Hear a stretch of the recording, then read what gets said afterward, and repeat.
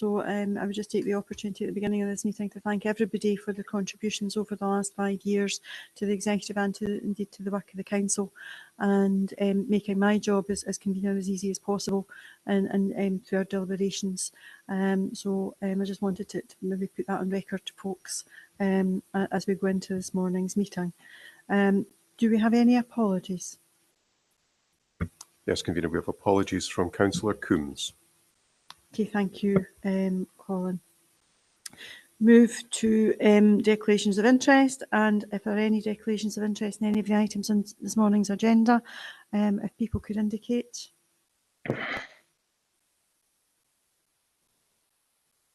No, no declarations of interest. Thank you. We have the minute of the executive held on the 22nd of February, pages 4 to 13. Are we content to move that as a true record?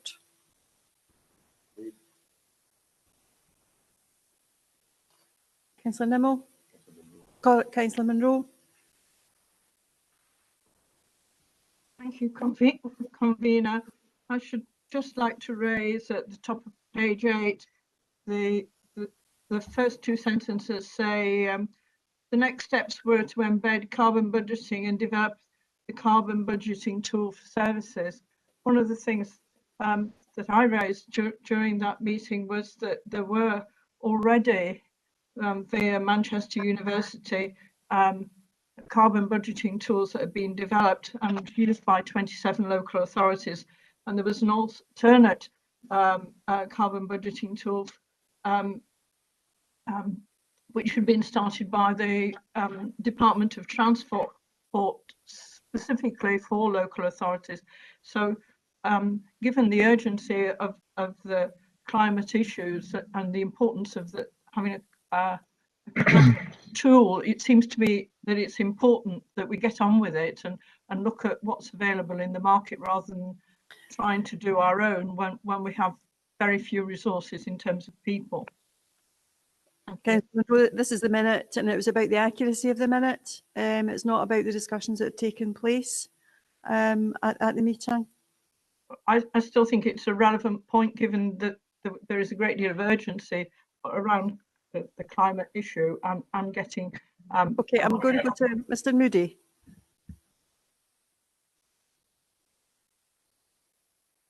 Yes, thank you. The item is on the agenda for confirmation of the minute. Councillor Munro, I think, is asking a question for a factual update at the same time, I think, to see if any further action has been taken in relation to the question that she raised. I don't think it's a question around the accuracy of the minute, but there may be some update that can come from the service in relation to the substantive point. Okay, I'll go to Mr. Benny. Malcolm, are you there? Thank you, convener. Yeah, would it be okay if I bring in Marie-Claire just to give us an update on the carbon budgeting and the tool approach that we're considering?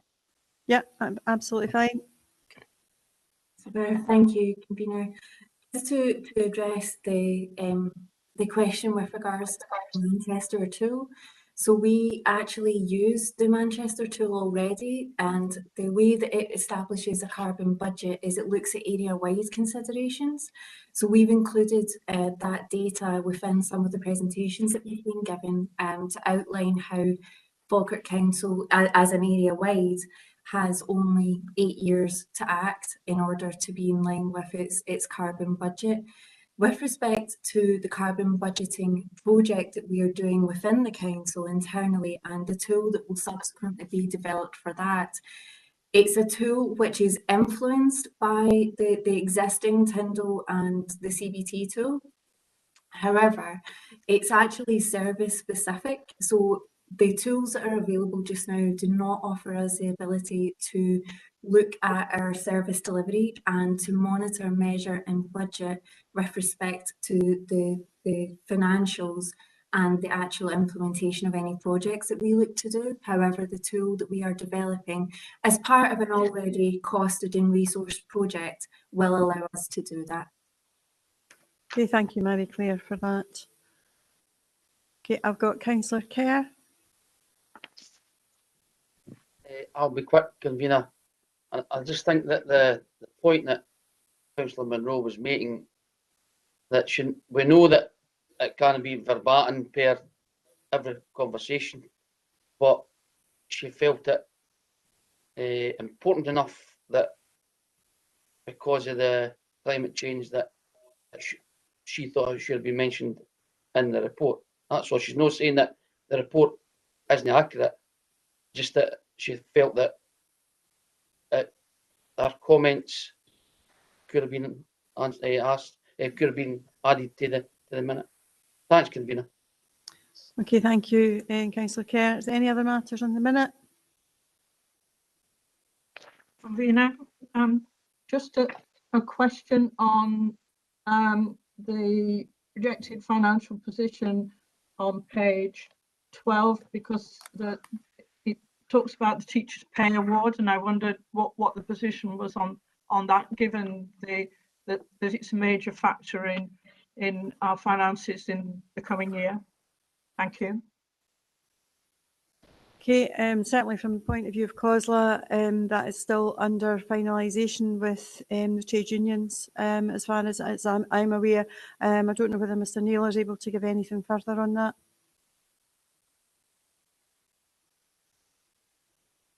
Sorry, convener. No, that's my understanding as well, is that the negotiations are ongoing, and if the award is yet to be finalised. I haven't heard an announcement, but I see Karen has put her hand up. Karen?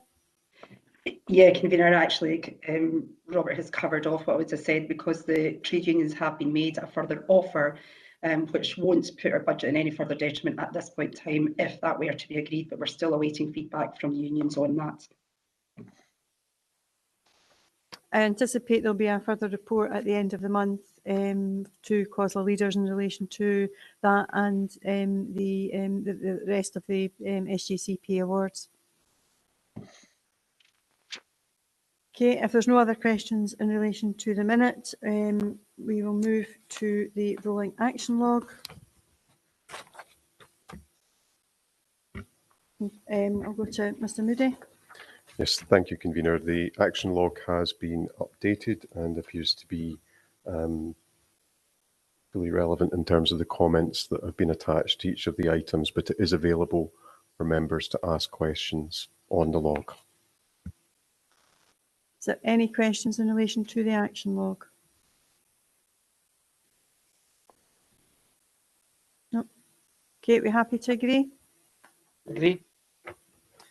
Okay, as we move into the more substantive items on the agenda, I'm going to give advance notice of one move on the agenda in order to assist officer time and conflicts of meetings.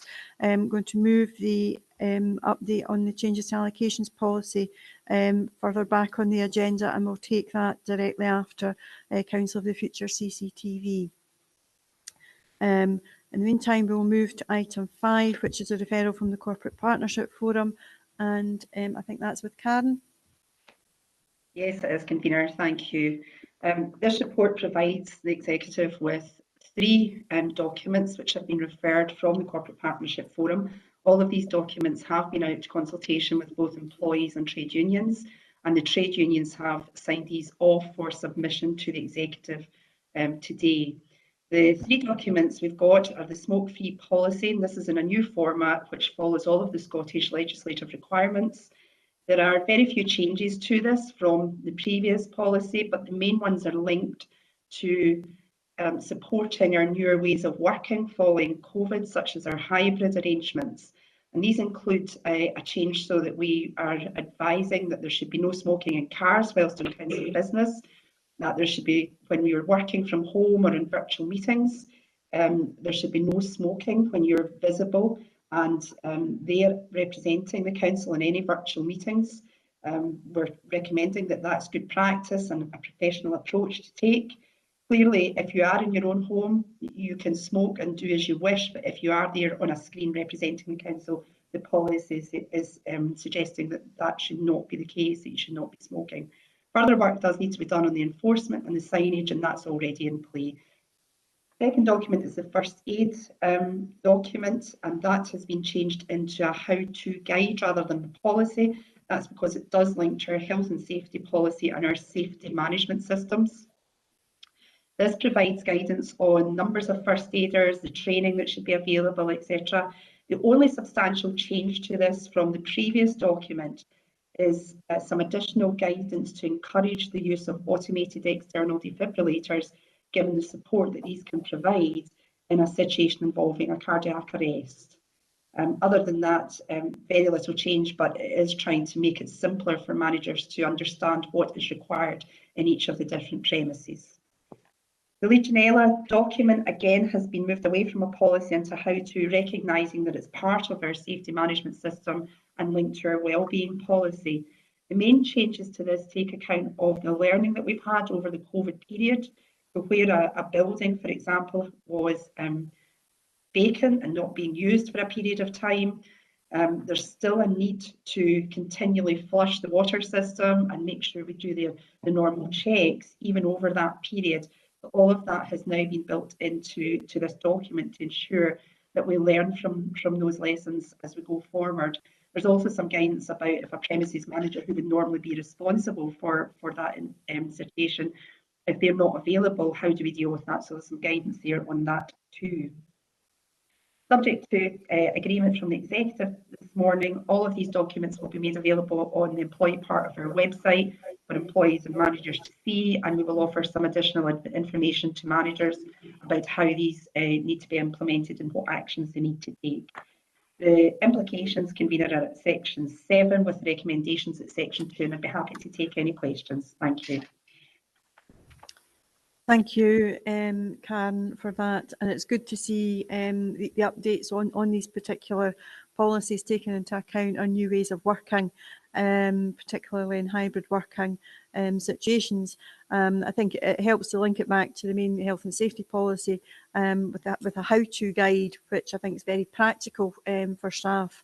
And the format, I think, is very easy to understand and easy to navigate, particularly on the website. So I think that is welcomed.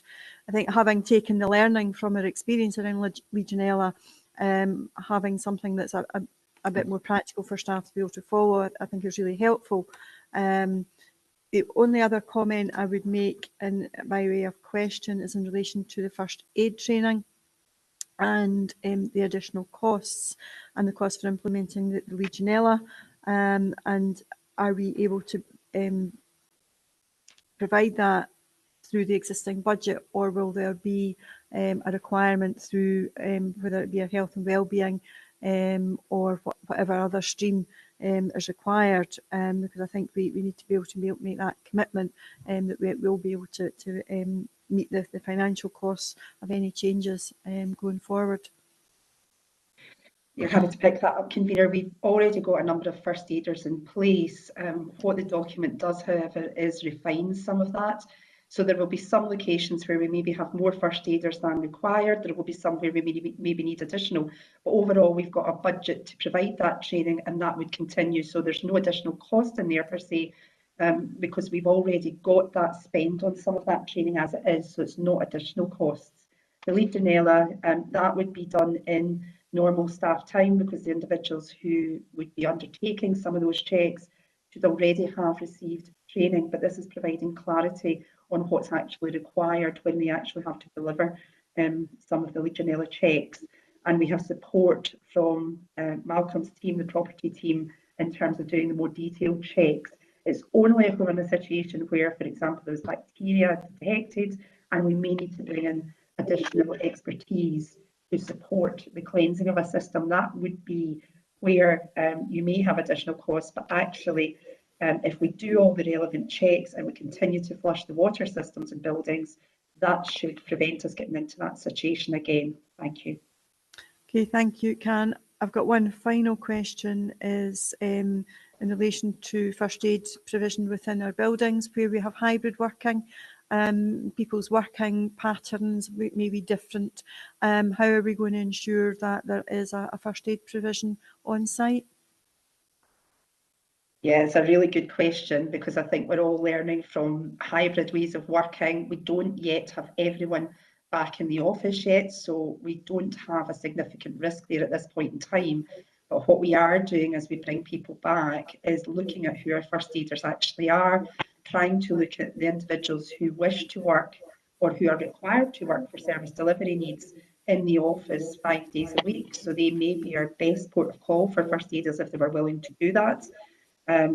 Alternatively, we need to have a rota so that we do have a first aider in on each day. So there's a variety of work underway to try and ensure that we have appropriate first aid cover in the various different buildings that are working in a hybrid way. Thanks.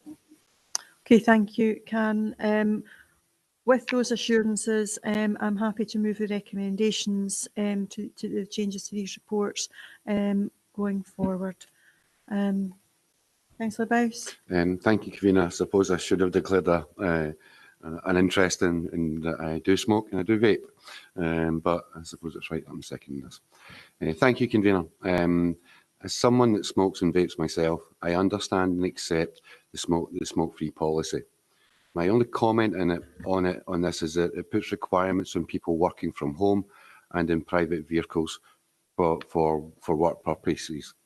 I hope that these will not extend any further because it is going into people's homes in their own private vehicles.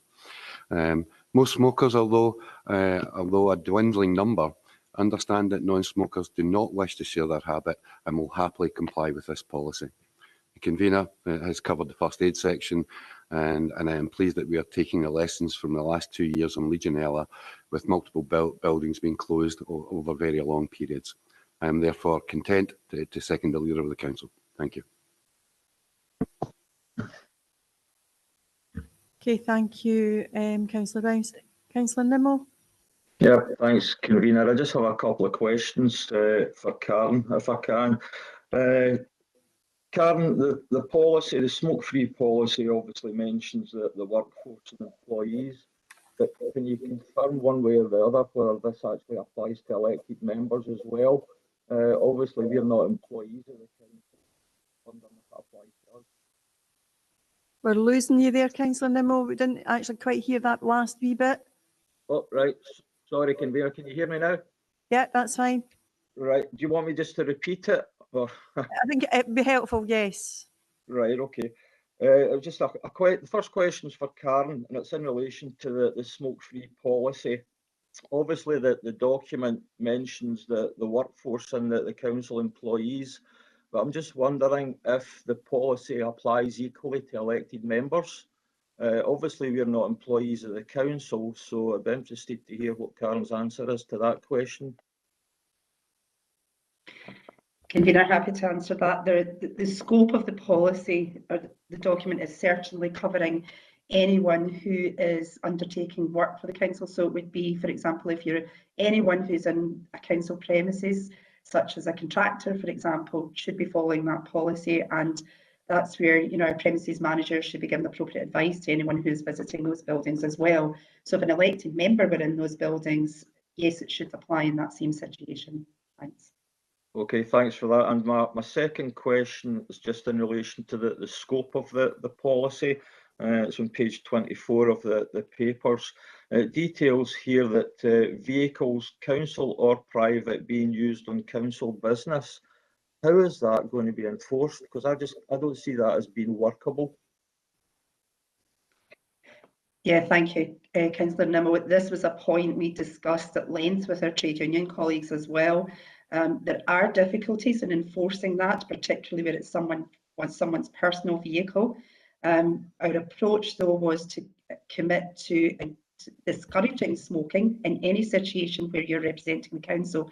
So whilst enforcement is difficult, it was agreed that it was the right thing to do to discourage smoking in a vehicle whilst you're actually out representing the council on business. I hope that answers your question. Yeah. Thanks. Thanks very much, Karen. Thank you. Thanks, Convener. Okay, thank you. Councillor Bissett. Thanks, Convener.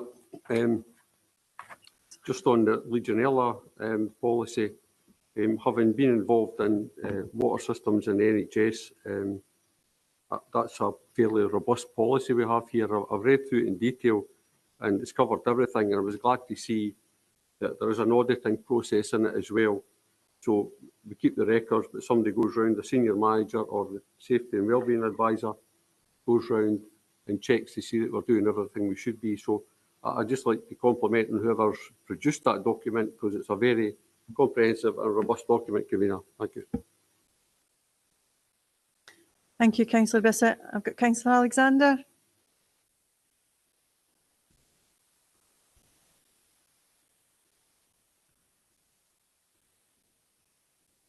I think you're on mute, Councillor Alexander.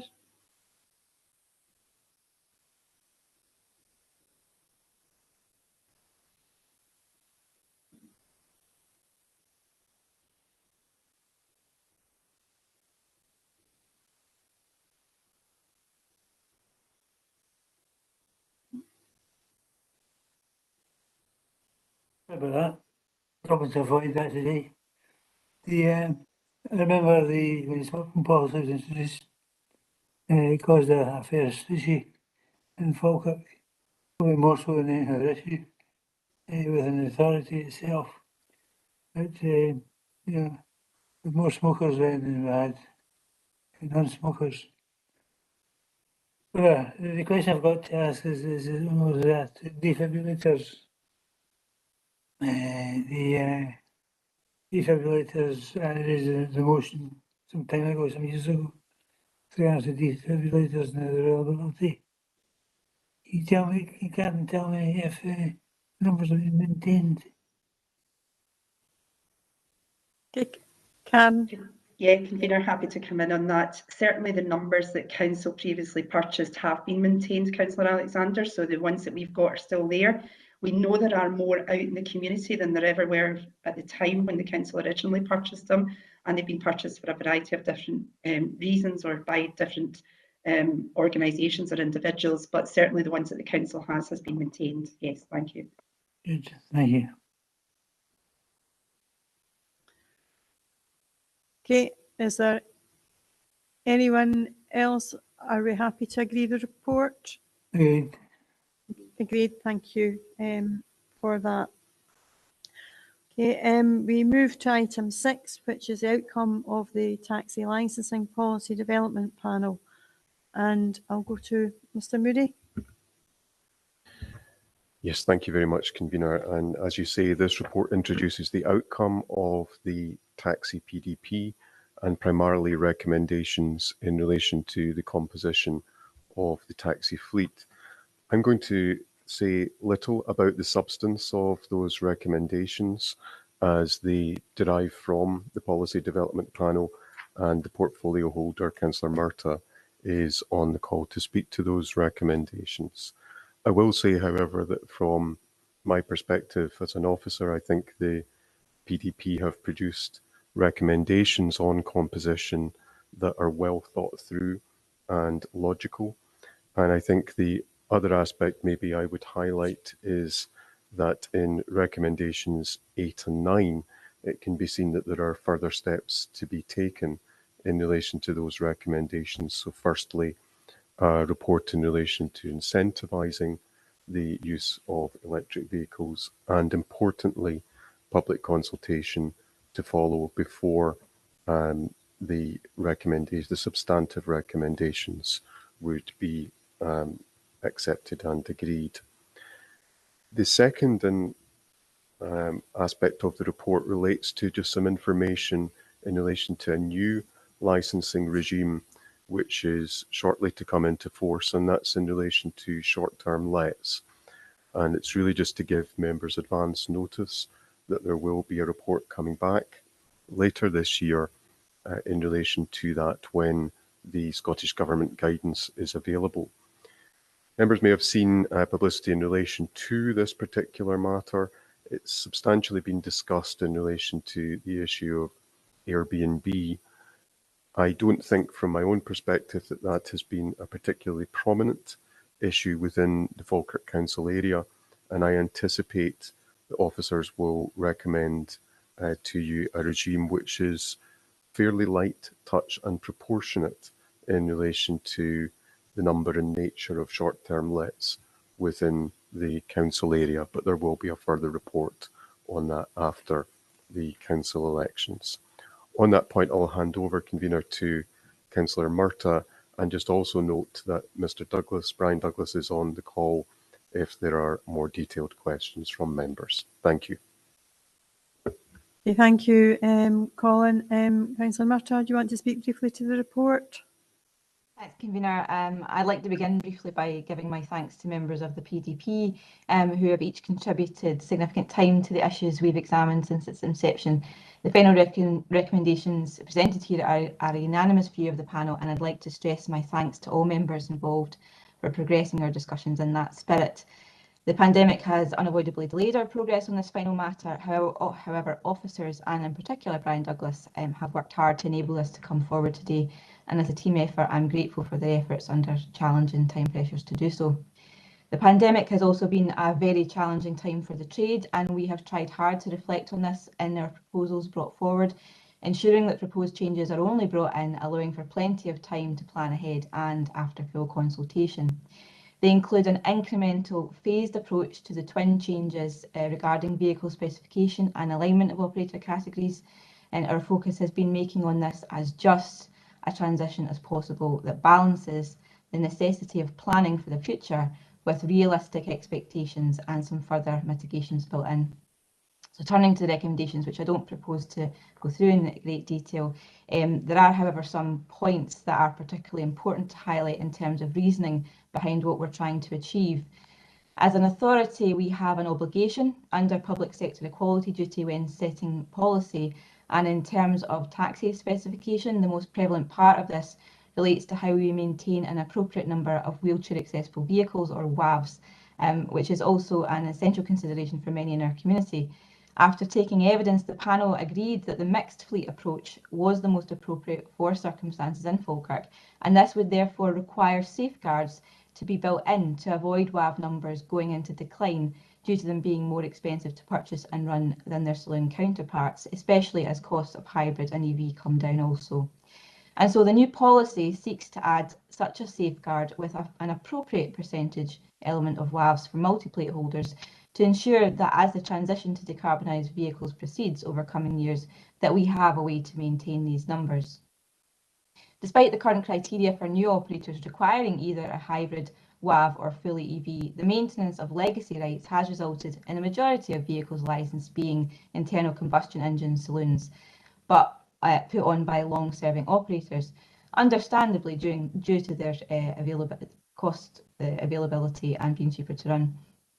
The change to align operator categories is suggested to transition away from this model, which should allow a more level playing field for new entrants, while still allowing further opportunity over the next 3 years to those companies who have served our Falkirk communities for a long time to enable to plan for this change. Members were also keen that we progress policy further towards more environmentally sustainable vehicles, and we took evidence both internally and externally regarding this. Our recommendation reflects that while we may wish to move quickly towards a greener future, a just transition includes considering necessary infrastructure planning, energy production and further development. Accordingly, the change to newly licensed vehicles being WAV or ultra-low emission vehicles only is not suggested until 6 years following the policy introduction. The direction of travel is clear, however, and EVs are increasing in range, affordability and availability. But as a panel, we recognise that with only 2 licensed EVs in Falkirk, this is not something so far that operators have felt comfortable to move towards. Accordingly, the proposal before you today is that before going out to that full public consultation, officers bring back a report looking at a number of potential incentivisations and development options so that a fuller picture can be presented in the consultation with the public, which also includes the wider trade. To partner also, there are proposals at points 3 and 4 which could come in immediately following such a report, intended to assist with making wheelchair accessible vehicles and EVs more permissible. I believe that taken together, these measures represent a balanced, fair and progressively ambitious set of proposals that can be realistically implemented while focusing on the need for a just transition. There is one further matter I'd like to raise, however, and I realise that the cost of living crisis, and in particular the cost of fuel, which has suffered extremely volatile pressures over the last few weeks for reasons we're all too aware, is of particularly acute concern to the trade at this moment. While officers began the annual process of the taxi tariff review early at the request of the trade, it hasn't been possible to bring a full paper forward for Executive's consideration today due to a number of factors.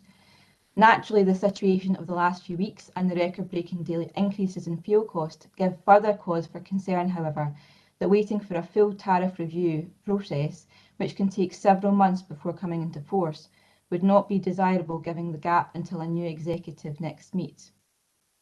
I'm therefore asking colleagues to move as part of this motion that the groundwork already done in consultation with the trade in this process is completed swiftly and presented to senior officers to make a recommendation on the tariff rate that can allow the full public consultation process to proceed.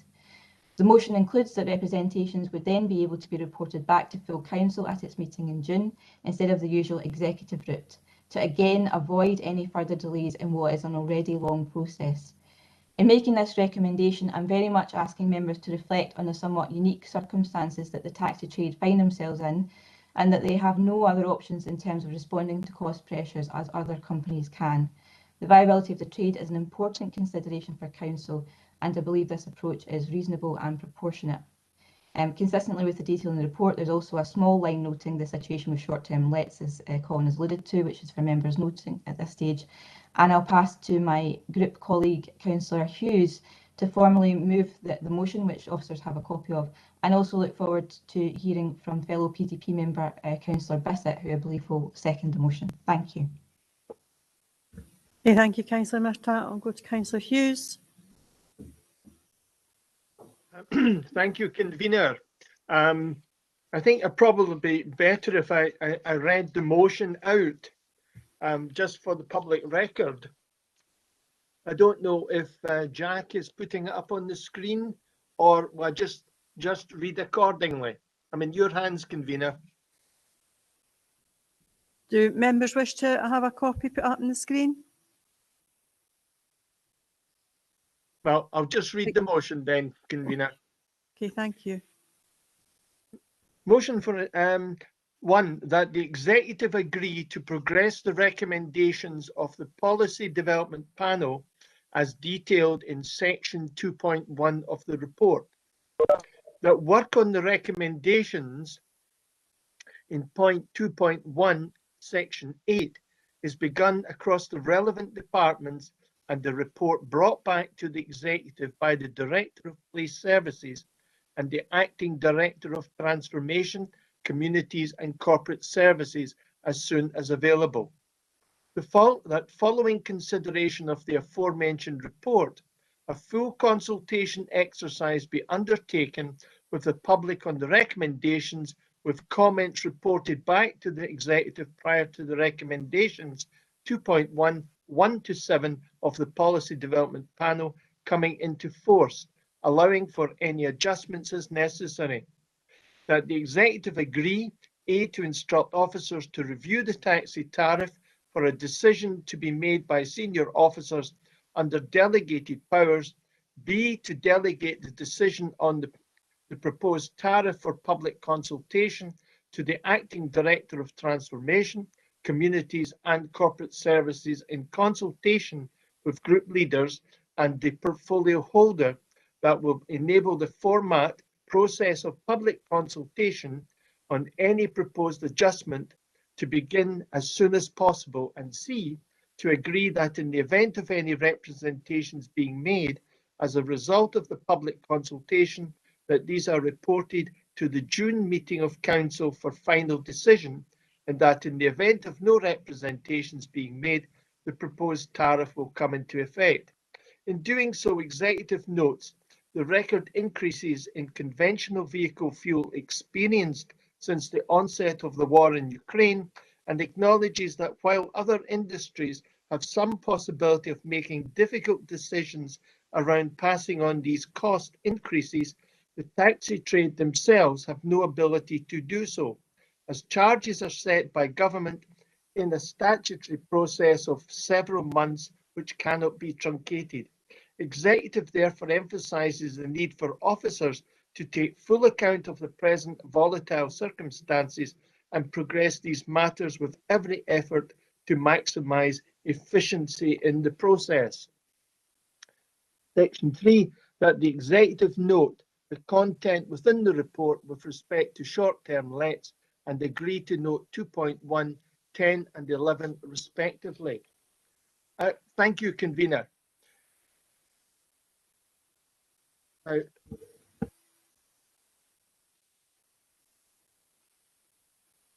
Thank you to Councillor Murtagh for eloquently setting out the issues in your position statement. The work of the Policy Development Panel can be described as an excellent model of collaborative leadership.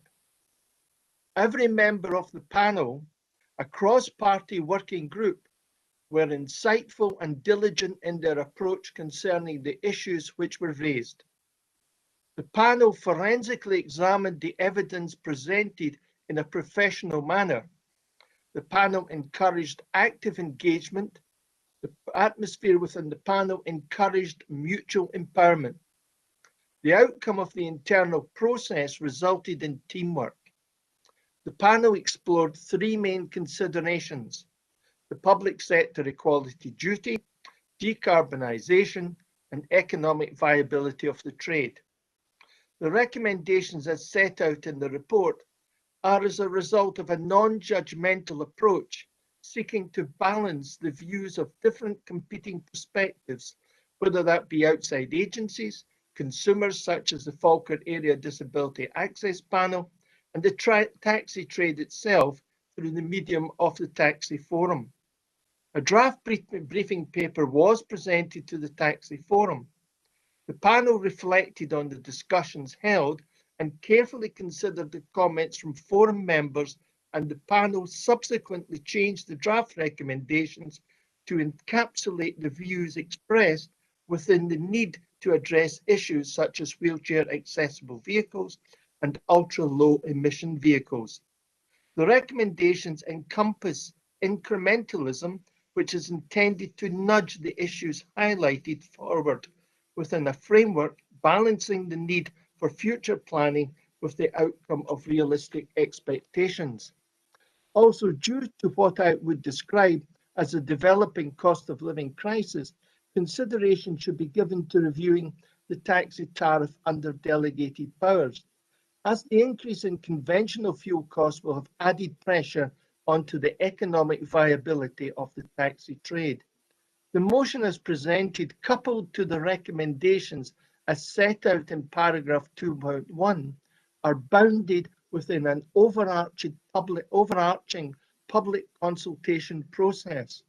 The recommendations after a public consultation will be brought back in report form to the executive. That the officers review the taxi tariff under delegated powers, and in the event of any representations being made, public consultation, that these representations are reported to the June Full Council. Also within the recommendations 2.1 section 8, the panel asks officers to explore a number of potential incentives in tandem with the outlined transitional arrangements, and that a report on this subject be presented to a future meeting of the executive. The panel recommends that a full public consultation on the recommendations are carried out prior to recommendations 2.1, 1 to 7 come into force. I formally recommend to committee the recommendations as set out in 2.1, 1 to 9. Also, I draw to committee's attention section 7, paragraph 7.1 to 7.4 regarding licensing of short-term lets. Under recommendations 10 and 11, the introduction of the mandatory licensing scheme for short-term lets and a future report on the proposed licensing scheme will be presented to a future meeting of the executive, are for noting. I also formally, under paragraph 2, recommendation, ask committee to accept the recommendations as set out under 2.1 sections 10 and 11. Thank you for listening.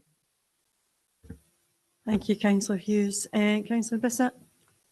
Thanks, Convener. I'm not quite sure how I meant to follow Councillor Hughes' fantastic speech there, but I'd just like to thank Councillor Murtagh for her leadership on the PDP.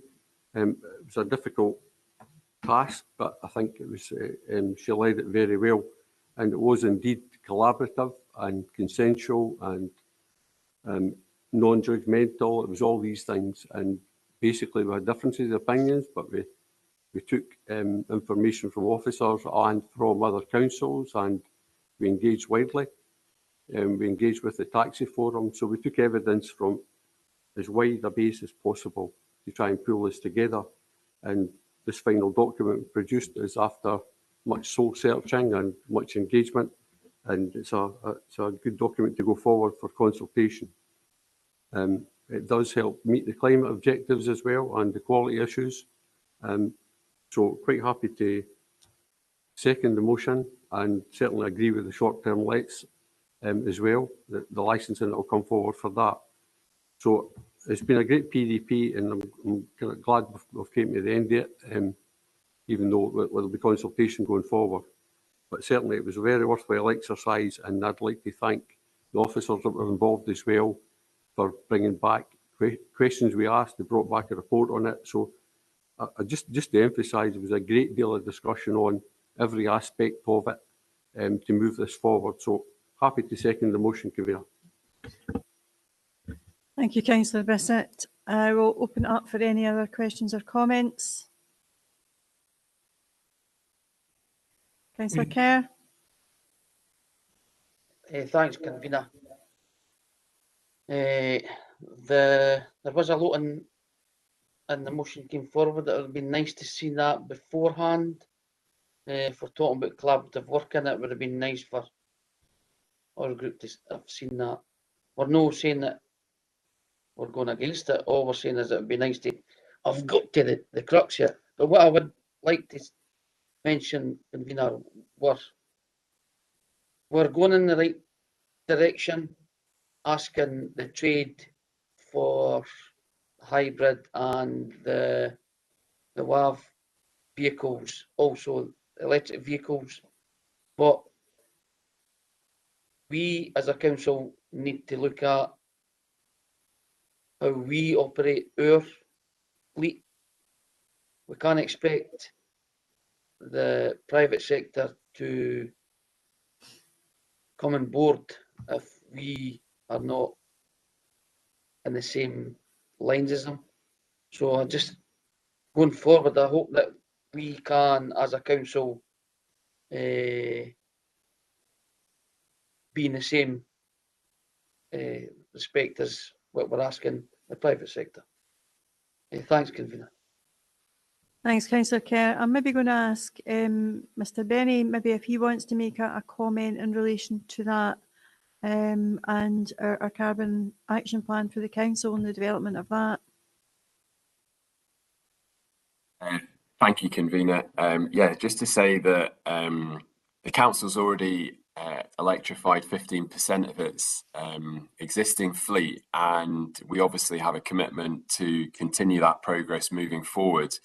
Within that, we do need to understand that at the moment there are some specialist vehicles that the council uses that aren't presently available with electric power, but obviously as technologies continue to improve, I'm sure that position will be constantly updated. So just to give reassurance to committee that we remain committed to electrifying the fleet wherever possible, and as the action plan indicated, we would be bringing forward proposals during the lifetime of the next council on those to allow that to happen.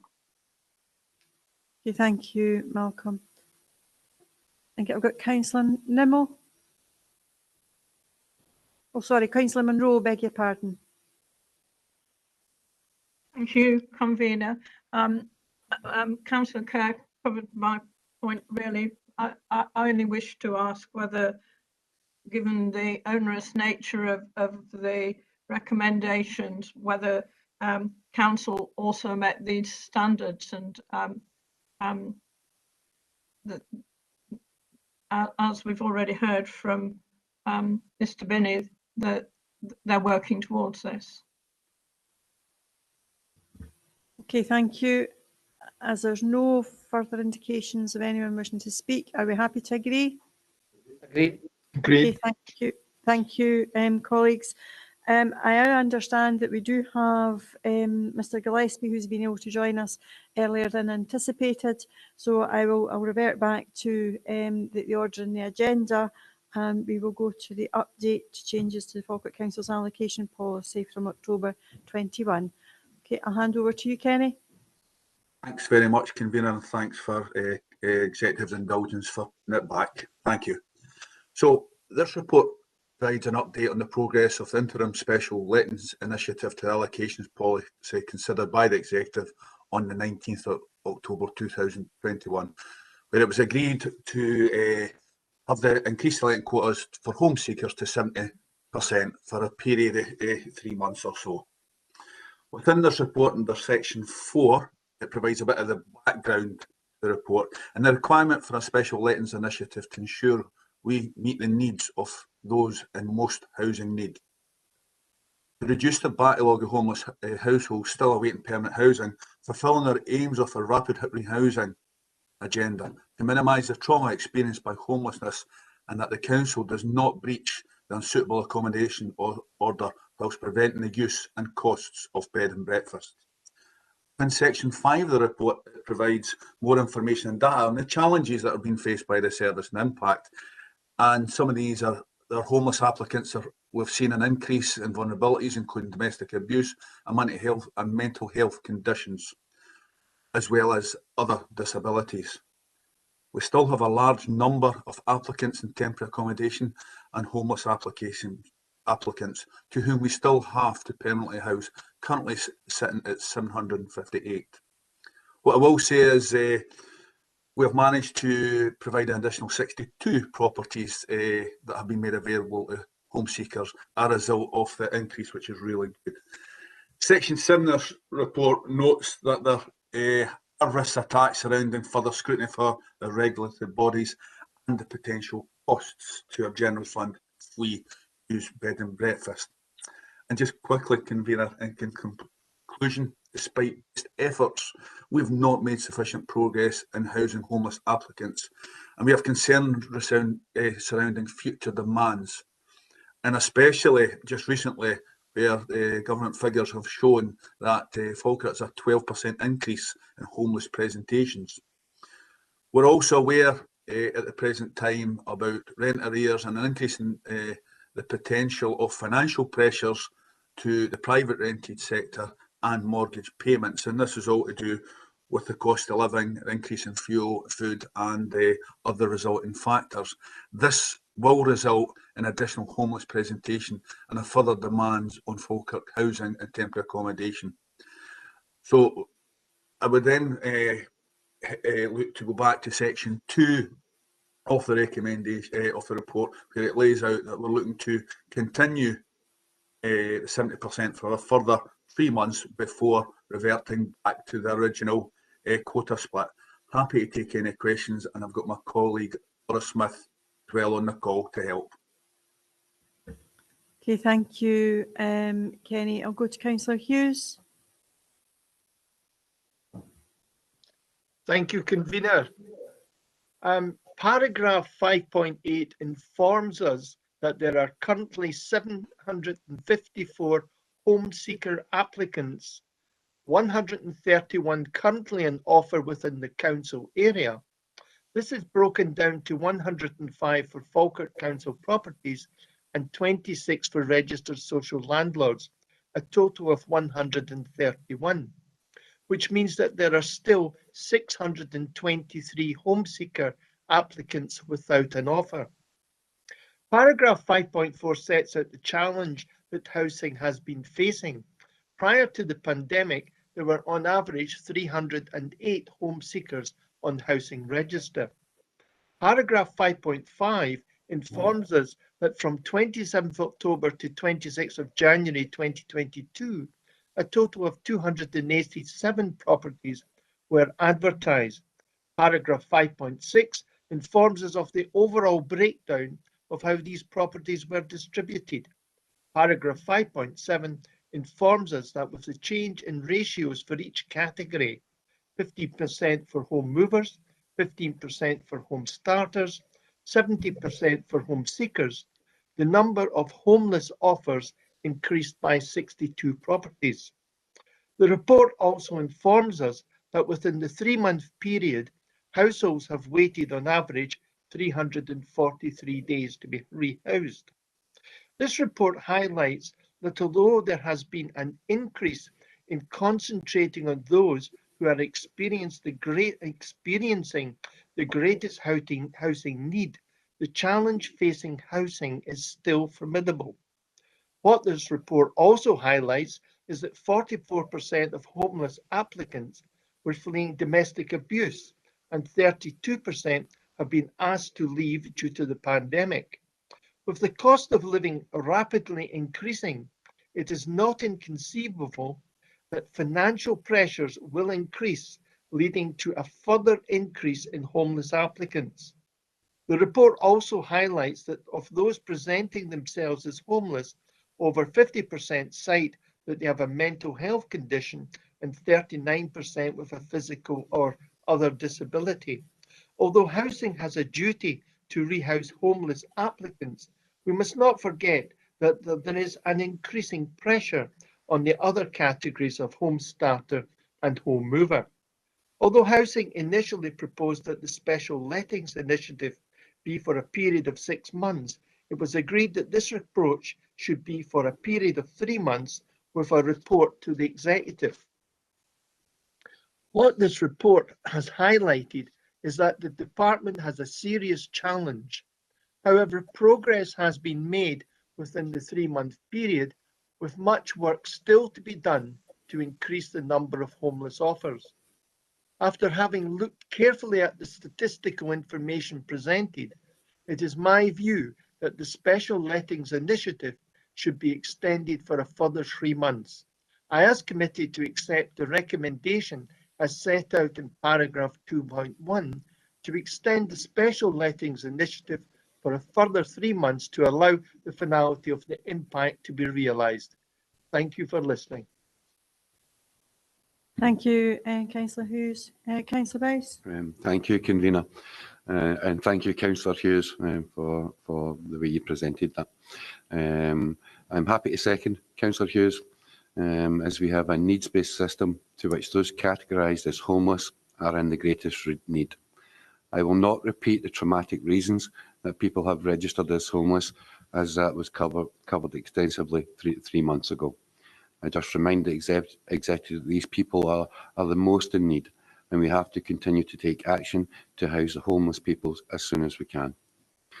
I also have concerns, I think Mr Gillespie had covered it slightly, that there is a reducing number of private lets at this moment in time, combined with the current cost of living crisis as a result of spiralling inflation, which is expected to reach 7.2%.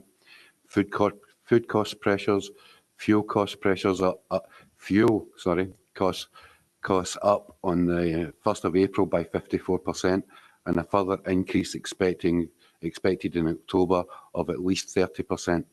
Not to mention, of course, the national insurance increases, which are also due to come in on the 1st of April.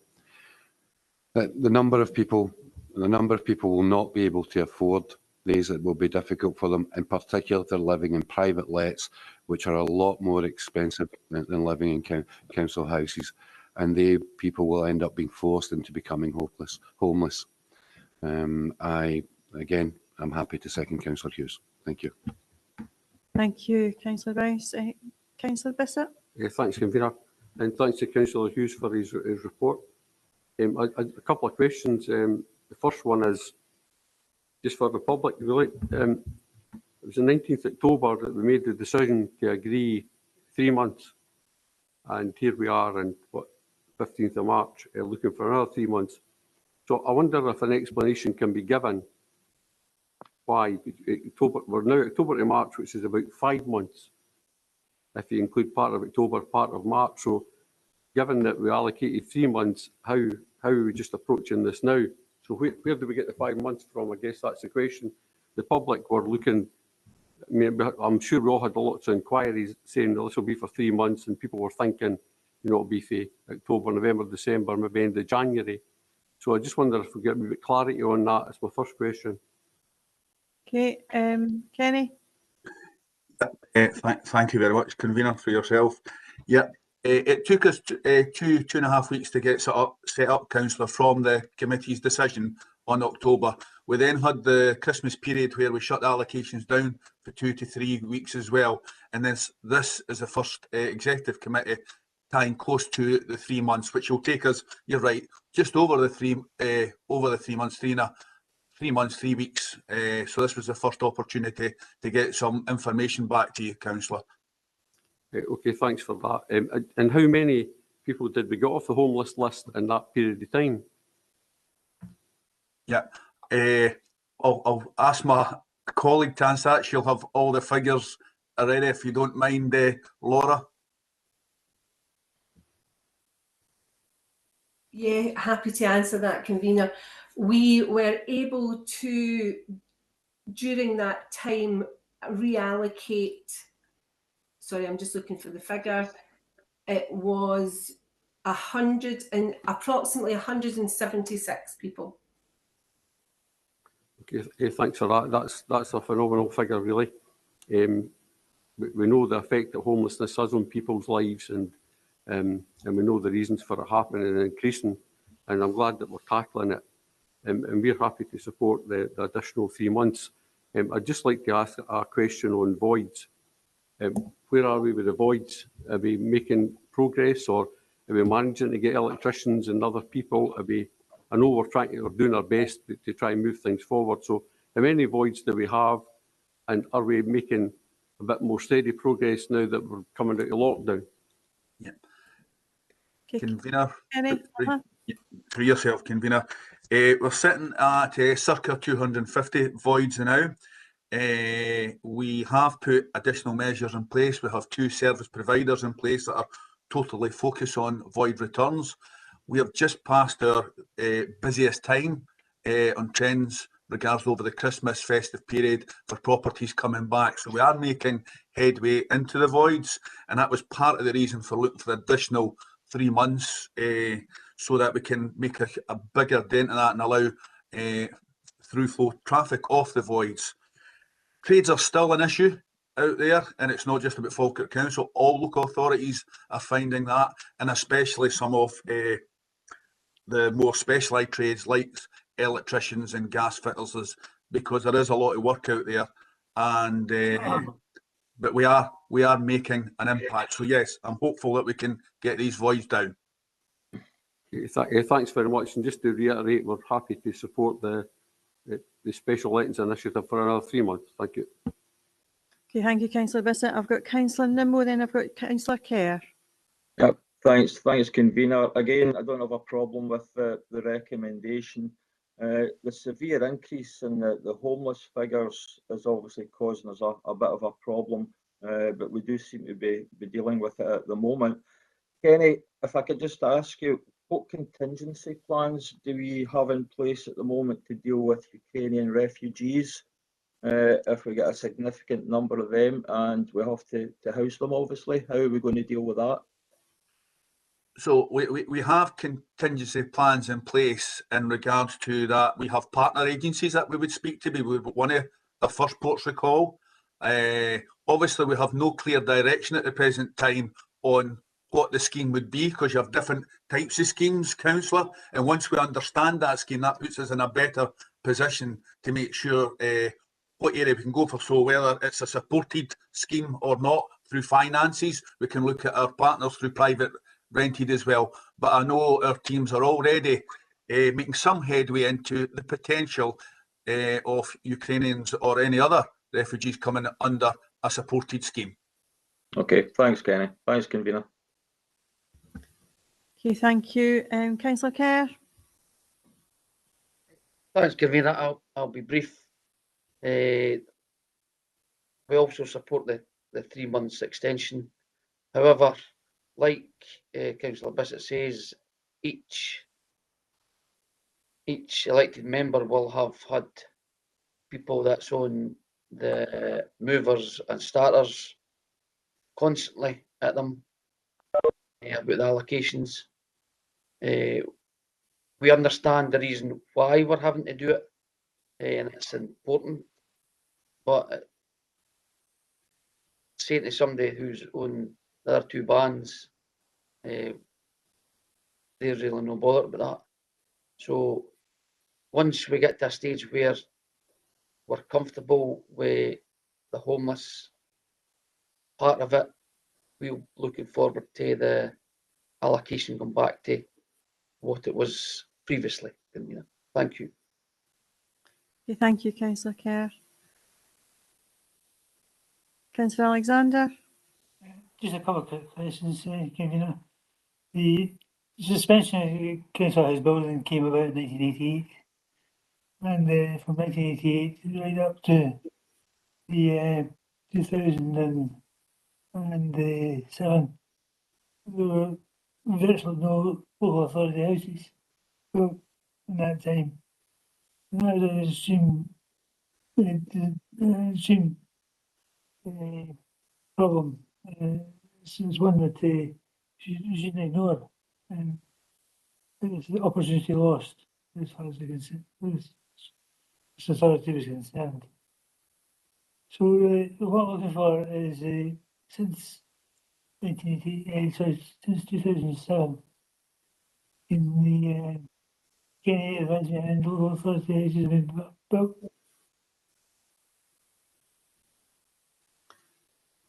Don't know if we'll be able to get that answer for you just now, Councillor Alexander, but I'll ask Kenny. You able to give us a number of new builds since 2007? I can get the exact number for you before the end of the committee. I'll find that out, but I don't have it with me now. But I can certainly get that before and can put it towards yourself, Convener, to pass on to members. I'll make sure I get that. Okay, thanks very much.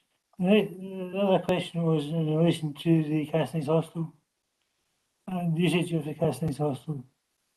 When it was first established for training, so that individuals could learn how to hold on to tennis. It's deviated from that over the years.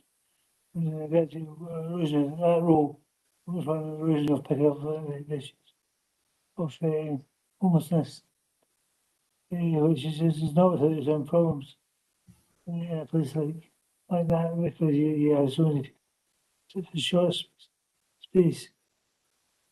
So can I ask if there's any discussion with regards to the Casting Hostel and the usage of it? Okay, Kenny, that was in relation to the use of Castings Hostel. We continually review the use of the Casting Hostel, and certainly at the present time it provides a very supportive function for individuals. But it's one of the things that Laura and her team are looking at going forward in regards to the future use of the hostel. And I know that I'm due discussions going forward for the next financial year in regards to what we're looking to do with that, Convener. And once we have that, I'm happy to bring a report back to the executive on that. Yeah. Okay, thank you. Was that your questions, Councillor Alexander? That was it, thanks very much. Okay, thank you. Kenny, I just want to ask for a wee bit of assurance that over the next 3-month period, we will be able to see further progress with regard to the numbers of homeless people. I'm just a bit anxious that we could still be in the same position with the high levels of people waiting in the homeless category as we have. Recognising that the private sector is going through quite a bit of flux at the moment, with people, with private landlords choosing to perhaps release the properties for capital, and therefore more people coming forward having been given notice to quit, seeking public sector housing. So it's about whether or not another 3 months is realistic and being able to address the issues around homelessness, and get it to numbers that were more manageable, that the tariff can be returned to what it was previously. I appreciate that's a crystal ball one. I was about to say and wondered how I could word it to that effect, Convener. it very much is the crystal ball, and that's why we were very upfront, and our feedback is that of the areas of concern at the present time going forward, but we're doing everything we can. We've increased our buybacks as well to try and bring additional properties in to try and alleviate that, and also partner agencies through our RSL partners in the private sector. We're looking for those additional properties as well.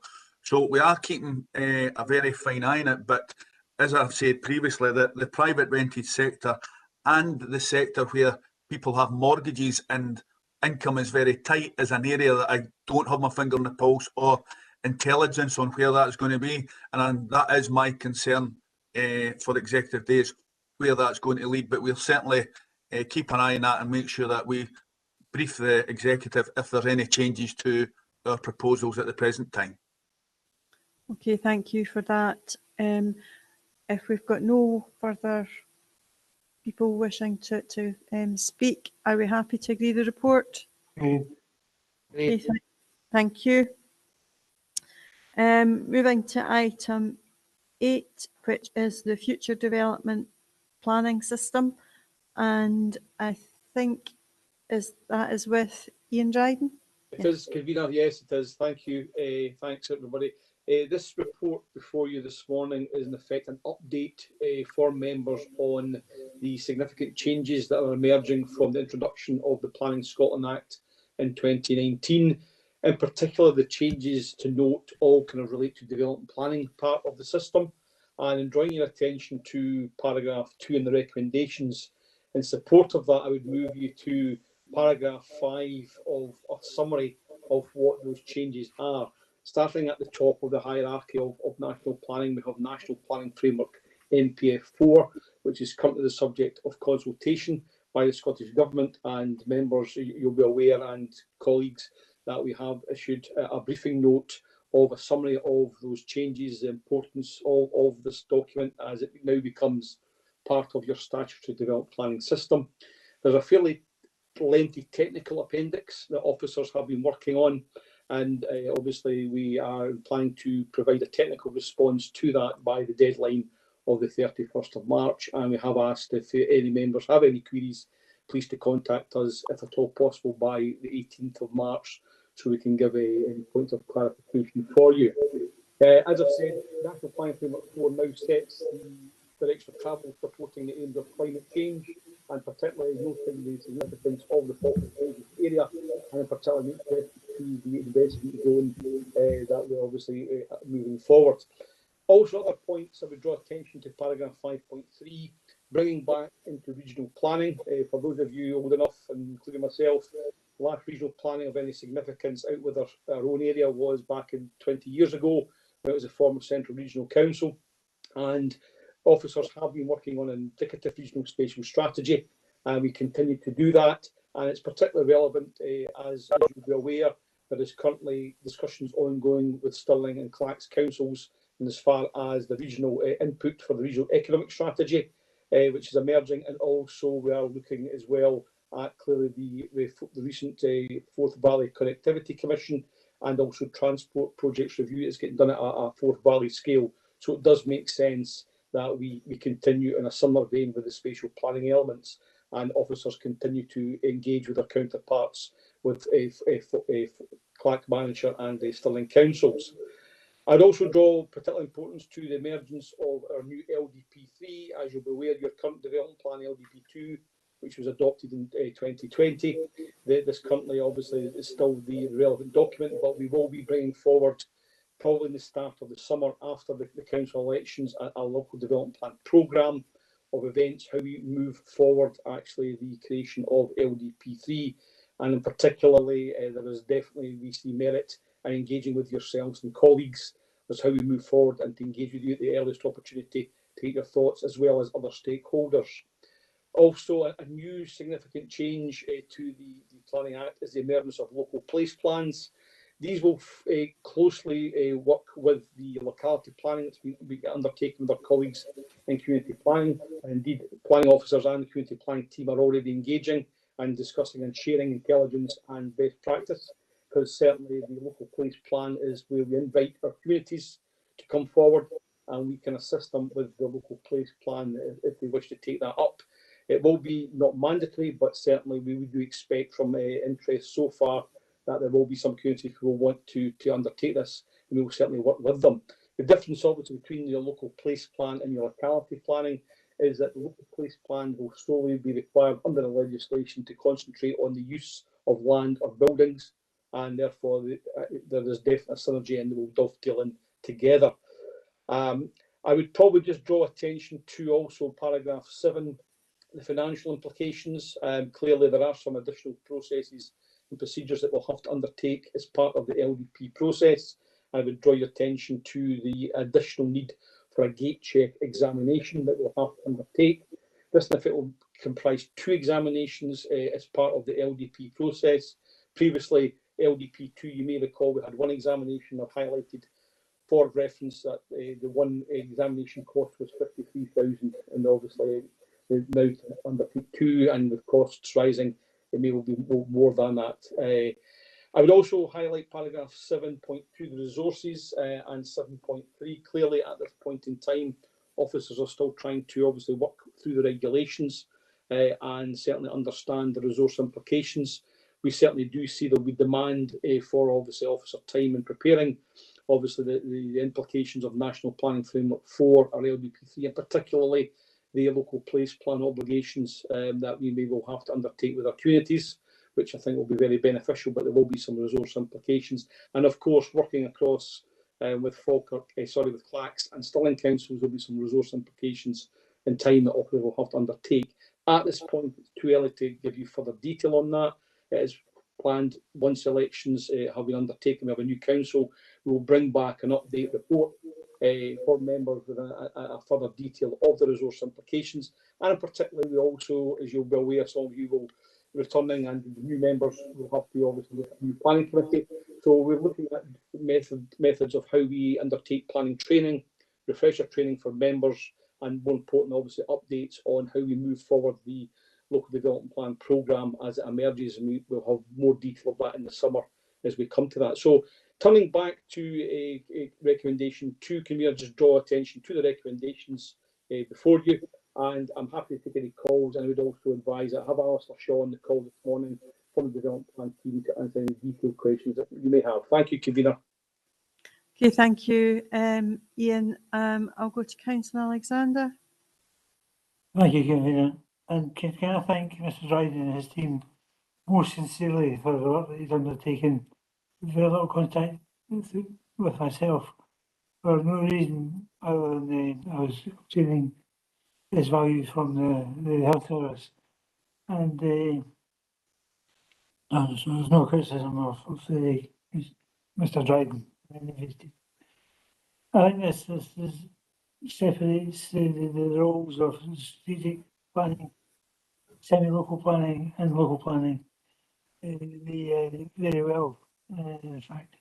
But there's no reason why we cannot look to their own practices and involve proposals which will be beneficial in terms of moving forward up the scale structure and also doing this and the proposals in the report. For example, members are very keen to see more photographs of sites when it came to the provision of a report, and that has saved the local authority money, and it's been taken on board by the department, and it's something that's been welcomed. Equally, we need to have a robustness of the local plan and the local plan itself is an excellent document. But too many details from the local plan. And I put my hand up as much as anyone else before us. Equally, there has been too much acceptance of spurious reasons for seeking Colin, for example, and as we looked at in terms of local issues. The community planning is something that we welcome, and we've welcomed other forums. Where it was, the issue is more so about the development of facilities and so as far as the local plan is concerned, it seems like it's been I suppose Woodbridge, or one of them. It's that one and then you get to the end of your back. So I appreciate the difficulty that the committee will have, new committee. I won't be part of it, but I was with interest the progress that's made, and no doubt that the progress will be significant with our faith in Dryden as an excellent officer and his team, who are first class. So with that, the convener formally moves the recommendations. Thank you, Councillor Alexander. I'm happy to second the recommendations. I think the planning has particularly over the last 5 years, gone under significant transformation, and it's been recognised that planning is not necessarily just around site specific. It's about that strategic planning aspect. That is good to see is now emanating right throughout the council, all parts of the council, so that we work collaboratively, and we're working to create that sense of place, that sense of belonging, and doing planning in a much more joined up and strategic manner. I think the development of the links with our neighbouring local authorities and Stirling and Clackmannan through a regional economic work, and taking that further into that regional economic spatial strategy. It will help each of our local authorities by creating that connectivity and that fluidity throughout the Forth Valley. As you know, geographically, we're actually quite small in that respect, and I think there's a lot of benefits in doing that. It will also help to use the synergies, particularly around each of our growth in the city deals, and looking at what's happening, particularly the work around the green ports and the Forth Estuary, working with other local authorities such as Fife and Edinburgh, so that there's a huge piece of work to get done just because of the national importance of Falkirk, but particularly the fact we have Grangemouth within our locality, and the planning of that will really be quite critical going forward, particularly as we go into LDP3. And Councillor Alexander's right, it is a wee bit like Forth Road Bridge. We just get one local development plan over the line and we have to start on the next one. But I think it's hugely exciting to be able to start on this next one, looking at where we've come from and where we want to go, and our local development plan will help us get there. So there's a huge amount of work. The carbon agenda will be significantly pushed through the National Planning Framework 4.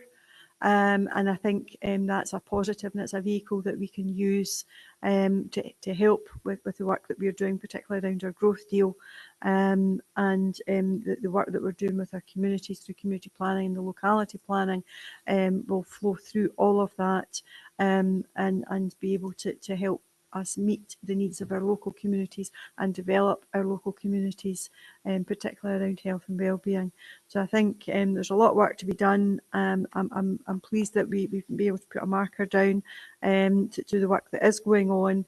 I look forward to seeing the outcome of some of this and being able to have new elected members, the new council, be able to get really into LDP3 and be able to influence what's happening within their community, but working with them. On that, I will open up for members. Okay, I've got Councillor Bissett, Councillor Kerr, and Councillor Munro. Thanks, convener. Certainly welcome this report and appreciate all the work that the planning department does. I know the headaches I've had over the years, and particularly with LDP2, and now we're on to LDP3. It is important to have that national and local strategic view and joined up thinking with other councils, given the significance of the area we live in. I just wanted to ask a question around the resource implications, given that we've just seen a £29 million cut to the council budget, and next year it's 21, I think.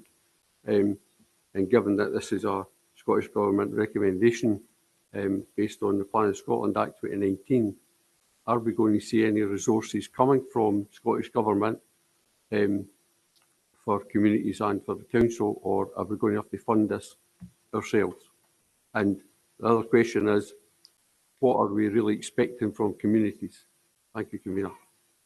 Okay, Ian. Yes, thank you, Convener, and Councillor Bisson makes some valid points. The first point with regard to resources, yes, that's something that clearly we have to acknowledge, and we'll look at that very carefully, and we'll have to think innovatively how we deal with that. What I can say is that we have been advised that we are going to see an increase in our planning fees, and we have had the Minister confirm that planning authorities will be certainly seeing a raise in the planning fees, and there is cognisance that they are keen to ensure that planning authorities are suitably resourced to deal with implications, of the changes that we are seeing coming through from the Planning Act. Clearly, at the moment, it's heavily weighted that the changes are on the development planning system, but there is a dialogue ongoing, and I've actually extended an invitation to the Chief Planner to come to Falkirk and to meet us. We've had an invitation, so I've taken that opportunity up. I would hope to certainly, in sometime in the future, meet with the Chief Planner and colleagues from Scottish Government to discuss, from a Falkirk context, but the valid point that made in terms of planning fees. Turning to the communities, very important. I think we all acknowledge the good work that's been done in the planning to date, and clearly we want to continue that theme, and we certainly see this as an opportunity to work carefully with our colleagues in community planning that's already been done by Alistair and his team. And certainly the indications are we have a number of communities already willing to take up the baton, and I would certainly that to welcome. How much we have to support them, that's difficult to give a view at this point in time. That will emerge once we fully understand and digest the regulations that currently we're working through. I think it is safe to say that there will be some communities that haven't yet approached us, and it may be we want to try and touch on those communities, and we'll have to try and find how we balance that issue about trying to give all communities the opportunity to assist in this process. So it's too early to say, but I would certainly very much hope as we move into the summer, as part of the recommendation before you this morning, we will bring a further update back. And I think it's important we also engage with yourselves as members on getting your thoughts on how we best deliver that as well. Thank you. Okay, thank you, Ian. Okay, I have Councillor Kerr. Thanks, convener. I'd just like to thank Ian for his report. I have a couple of, Ian and his team, a couple of things and a question. First observation is on the recommendations 2.1, number 4, awareness of local place plans. I'm glad that you've got some people who are willing to step forward. I think this will be very difficult because not everybody wants new builds built next to them. And I know Alistair's had a difficult time LDP2 to get the right amount of available land into LDP2. So I hope that the communities step forward. But it's not just about housing, it's about industry, it's about all different parts of the planning.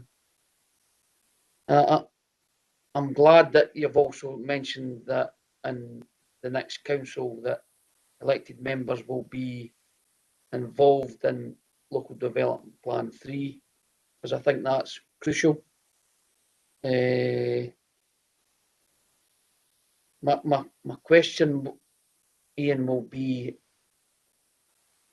with regards to we build new areas as for the infrastructure regarding roads, doctor surgeries, dentists, and the specialist schools, because every time we put a planning application in, there's always the question regarding schools, and we know as an authority that this is a challenge that we will need to look at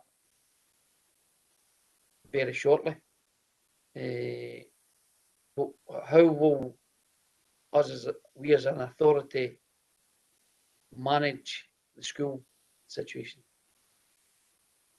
Yeah, thank you, Councillor Kerr. You made some very, very valid points. And I think just touching on, I would say that what's emerging with the National Planning Framework 4 is that it's an infrastructure first direction as well. They recognise the need for successful delivery is to make sure that you have the appropriate infrastructure in place, and the points you've made are all valid to that. I think it's also making great places. Obviously, not just for new communities, but existing communities, and how we ensure that we integrate, with the new and existing communities, and we have that permeability, and we have that, the synergy. And I think it's probably in a wider context we recognise what the work that's getting done across the council with regard to the assets of the asset strategy, particularly the community and learning estate, the community planning work that's getting done. We need to work together collaboratively. And I said, I know there's already member working groups with office, and I think we need to look at that direction of travel here and how we coordinate that. So again, that's something we're going to have to obviously take offline and work together here, and how to decide to take this forward. Because yes, you are correct, as we know with planning applications and some of the applications you've had to consider as members, on the planning committee or for your constituents, it is contentious, but we need to find these a way forward here. I think we need to work collaboratively as a council and engaging with our communities, how we find to take these difficult decisions. But I think it's trying to carry out these discussions at the earliest opportunity, to be all involved, to get their views and thoughts. But you're right, it's going to be very difficult, but I do think there's a lot of benefit here that we have to work across the council here, because we all have a number of aims, and I think it's all about making great places for our communities, and it's about schools, it's about education, it's about medical centres, it's about sense of place, connectivity, particularly in the last few years, the 20-minute neighbourhoods concept of living locally, working locally. It's all about that, and I think we all have a role to play in that. So it's not, I don't have an answer for you, but I think you've hit the nail on the head, and it's something we're going to have to take offline. And once we obviously get through the new council's form, we need to think the best way to deliver that. Thanks, Ian. Thanks, Camilla. Just to say that last night Malcolm came to our meeting last night, and we're going to arrange a session with yourself, Ian, regarding the implications for the national framework and going forward. So thanks very much. Okay, thank you, Councillor Kerr. I've got Councillor Munro. Thank you, Convener. I'm quite enthusiastic about the local place plans, particularly as Bowness, of course, was built 400 years ago to face the sea. Most of its roads predate the motor car and certainly the lorry, which is a big challenge for us. And we also have the challenge of the pipeline coming ashore very close to our town. And I noticed that the item 5.8 says that that LPD plans should invite communities before they start the LPD plan. And my experience of local community members is that some of them are extremely knowledgeable and have some very strong views. So I think this is a positive step. It will certainly hopefully contribute to dealing with issues around 20-minute neighbourhoods and some of the issues I've just spoken of in terms of Bowness and ensuring that there's a wider understanding of these difficulties. So whilst there is some concern about the lack of support available, I'm sure local authorities will find the cash to ensure that communities contribute in this, and I think it will ensure that we, in the end, have a much better and more cohesive plan that covers all areas of Falkirk District. Thank you. Thank you, Councillor Munro. I don't know whether Kenny Gillespie is still on the call or not, but I know that there's a lot of work now being done across service, and our communities team are very much going to be doing some of the work around that in conjunction with our planning colleagues. Kenny, are you able to come in and say a wee bit on that? Yeah, just a wee bit, convener. Certainly our teams have been very much working with Place Services and Ian's team going forward, and it's very much within the report about making sure that the communities have the tools to do the job, and that's very some of the Council of Future projects. We're quite excited, and that was one of the things in the recent budget meeting where that team will now take that forward and support cross-service working together. So definitely it's something that we're looking to do. It's something we need to, as we've said previously, give communities the tools to do.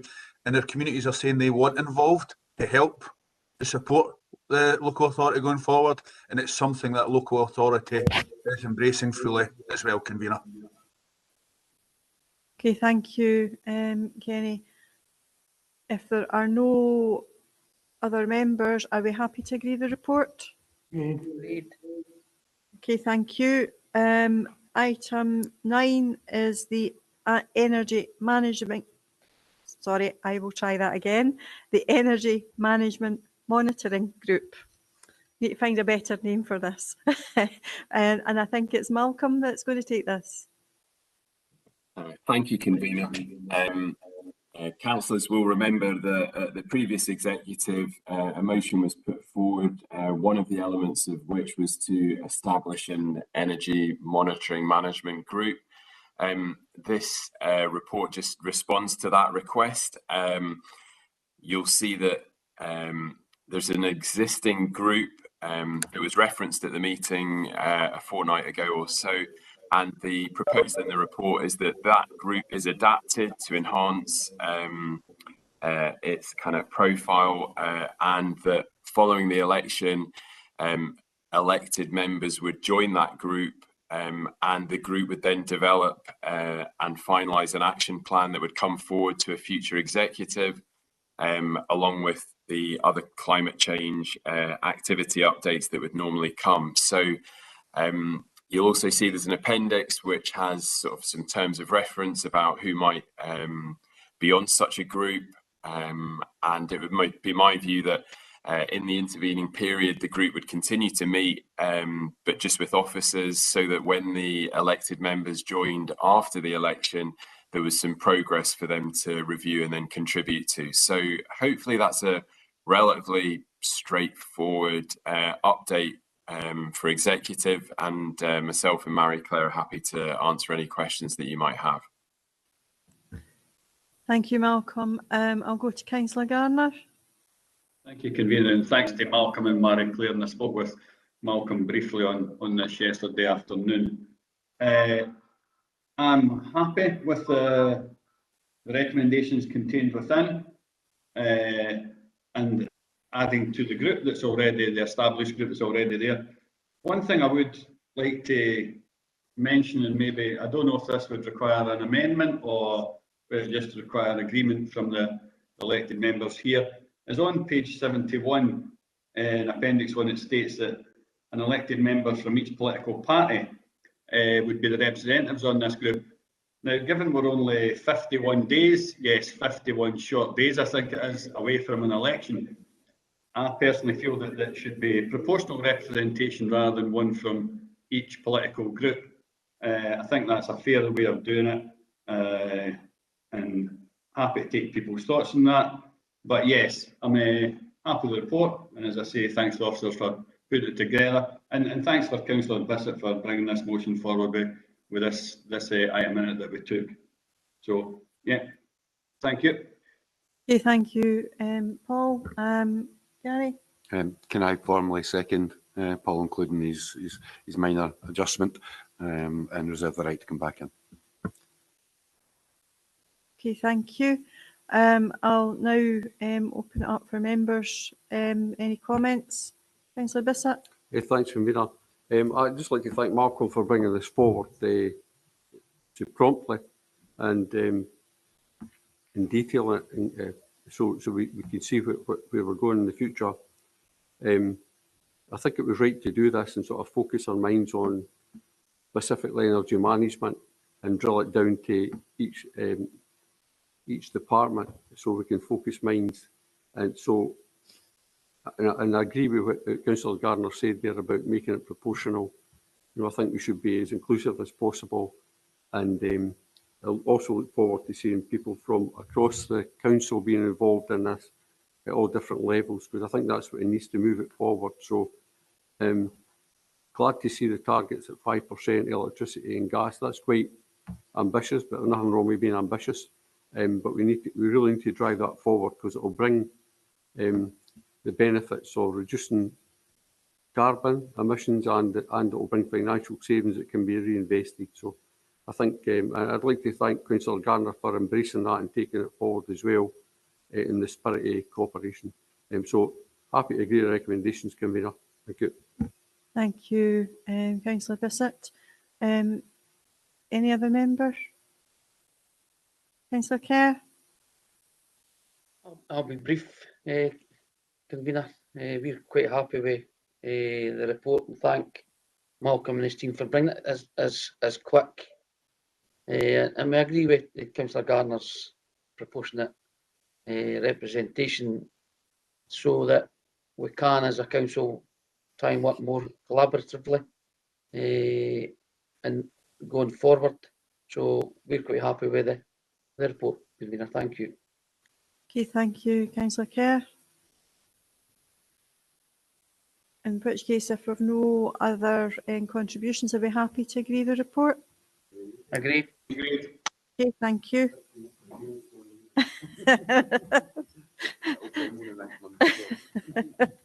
Let's no knock it. It's maybe something that's unusual, so let's no knock it. Okay, moving on to item 10, just levelling up fund and community renewal fund. Just before we do, I would just like to pay tribute. I think we've got Mr. Duff on the line with us today.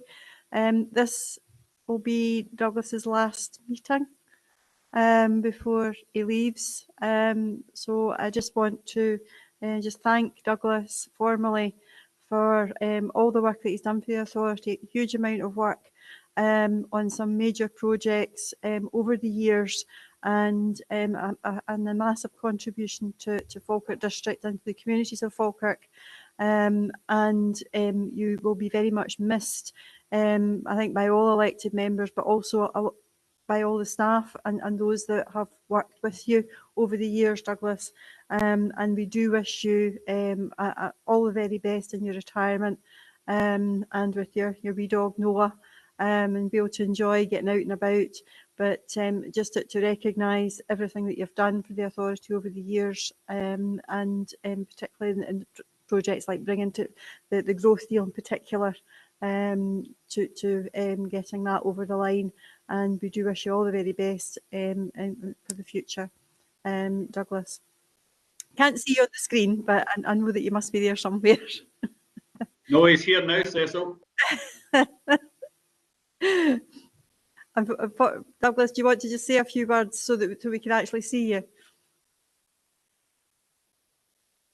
I'm definitely here, although I'm not in my pyjamas, as Ian Dryden has just sent me a message through. Okay, that's given me a different vision, but Douglas, yes, we do wish you all the very best. And this is probably the last formal meeting, particularly with the executive. And you know, we do hope that you do be able to relax and enjoy your retirement and not worry about what's going on in Falkirk Council. No, thanks very much. So it's been a blast. So very welcome. But I'll probably hand on to Malcolm for taking all that work that you've mentioned forward, but for this latest report on the levelling up. Okay, thank you, Douglas. Councillor Alexander, did you want to say something? Yeah, definitely. I worked very closely with Douglas with regards to the remit of the spokesperson for economic development, and I was hugely impressed with his commitment and his attitude towards life as well as much as it was to his work, because he seemed to have a nice balance in there. And yeah, Cecil mentioned, I didn't know the dog's name is Noah, but I'm desperately sorry to see Douglas leave, and desperately sorry to secure a legacy for him in terms of regeneration. We'll keep trying, I can assure you that, Douglas. Okay, thank you, David. Okay, I'll hand on to Malcolm now to speak on the Levelling Up Fund and the Community Renewal Fund. Thank you, Convener, and can I just take the opportunity to thank Douglas as well for the support he's given me in handing over onto this new role. It's been much appreciated. So the report in front of you is an update. I understand an update was committed to be brought before the executive on these two funds. So the recommendations are relatively clear. You'll see that executive is asked to note the £20 million that was secured through the Levelling Up Fund to assist with the delivery of the Westfield Bridge and associated infrastructure at the A9, A904. You'll see that we're asking executive to agree that Falkirk Council sustains its joint working with West Lothian Council to see if there's an opportunity for us to progress a Levelling Up Fund round 2 bid for the Avon Gorge and associated infrastructure. And finally, to note the outcome and progress with regards to the Community Renewal Fund Award, which down at 6.5 and 6.6, you can see the further detail on the projects that were successfully awarded. And those are progressing. I would just note, and I have said to all elected members that I've met on this report, that it's worth acknowledging there is a risk there in terms of delivery of those projects, because the timescales afforded by the UK government are tight,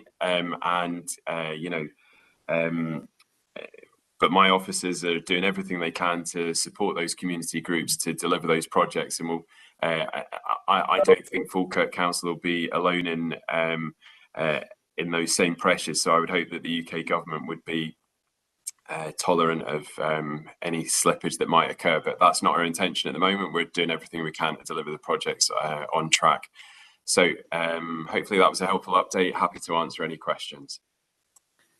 Thank you, Malcolm. I'm happy to move this by way of an update report. I think that the progress that's been made around our Levelling Up bid for the Westfield roundabout is progressing, and I think people will be keen to see when we actually see some activity on the ground in relation to that. I appreciate there's some work still to be done to finalise around the TIF contributions and around that going forward, but hopefully that can be resolved fairly quickly and we can start to see some progress. I think it's a very positive project at this particular time, as infrastructure is going to help create that economic regeneration that's needed within hopefully our local communities as well, with that build work going on and the jobs that will then require to be able to deliver on that. So I'm keen to see that progressed. Round two, I would hope that we would be able to come to an agreement fairly quickly with West Lothian, particularly around Avangord. I think it's something that we all want to see progressed, and would encourage work to progress to be able to have a shovel-ready bid ready for whenever the round two does open up. Because that again, that will be a huge boost to the whole of that the central belt pretty much, and freeing up that connectivity around the roads infrastructure. And I do share your concerns around the Community Renewal Fund and the ability to be able to actually spend the funds within the timescales. I appreciate that there has been some flexibility there, but I'm sincerely hoping there'll be further flexibility, recognising the importance of some of those projects, particularly right now the food insecurities project is something that is a huge issue within our communities, and with the cost of living rises, I think will become further magnified over the months that come, and I think that austerity could well be with us for some time yet. So I think there's going to be the need for projects like that to try and help our most hard pressed within our communities through what's going to be a very difficult time. And while we have also on the other side the collaborative pathway with our partners with Scottish Canals, I think having Scottish Canals locating within their headquarters within Falkirk is going to be hugely beneficial, and we need to look to make the most of our natural assets throughout the district. And the canal is obviously one that we have seen developing, and along with the growth deal potential plans for the outdoor art park, I think that it will help our tourism sector at a time when it needs to recover, and that will be beneficial not just for those that come to visit, but those that live locally as well. So I thank you for bringing the update forward, and look forward to seeing things progress fairly swiftly, I hope, particularly around the second bid, but seeing the boots on the ground with the Westfield Bridge as well. And I will move to Councillor Hughes, who I think is going to second. Thank you, Convener. I'm just going to say a few words. You know, as the elected member for Upper Braes, I was particularly interested in the Levelling Up Fund round 2 bid for Avon Gorge. I welcome the commitment by Falkirk Council to sustain its work jointly with West Lothian Council on the opportunity for a Levelling Up Fund round 2 bid for Avon Gorge A901 and associated infrastructure. I also welcome the Scottish Government's commitment to the Avon Gorge project identified in a national mission with local impact, the Scottish Government's Infrastructure Investment Plan for Scotland 2021-26 and 25-26. I am happy to second the recommendations as stated. Okay, thank you, Councillor Hughes. I'll open it up for any other member. Councillor Bissett. Thanks, Convener, and thanks to Malcolm for his report. I just wanted to, and by the way, we'll take money from whoever we can get it, UK government, Scottish government, grants, wherever it comes from, we'll take it. I just wanted to specifically ask about the Avon Gorge. I mean, there's been deaths there and there's been numerous accidents. It's a nightmare in the winter, and it has been ongoing for probably more than 15 years. And it's one of these projects we really need to prioritise and move forward. And I know West Lothian Council were keen to be partners and get involved. And I know there's a third party, and Transport Scotland has to be involved, because I think they had some additional changes they might want. So I wonder if Malcolm could maybe be a bit more specific and tell us where we are. When was the last meeting we had with West Lothian Council and Transport Scotland, and sort of where are we with that specific project? Malcolm. Thank you, convener.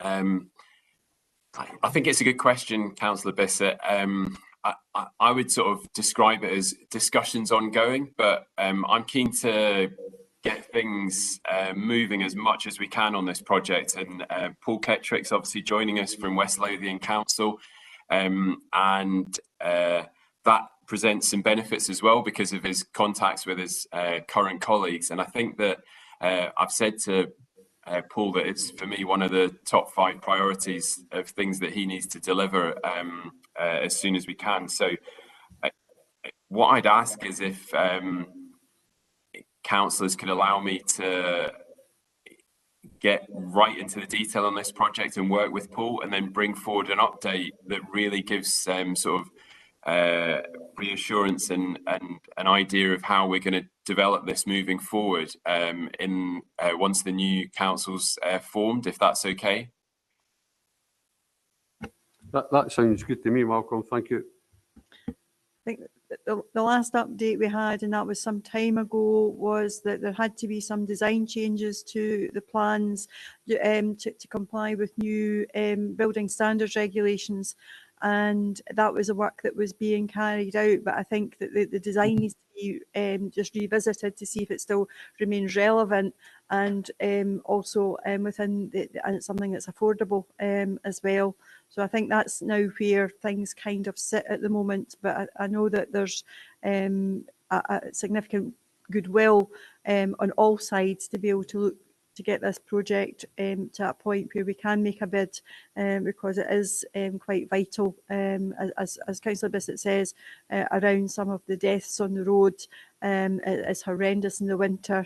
A few years back we had some subsidence that closed the road for a specific period of an extended period of time for work to get done, and it is one of the top priorities.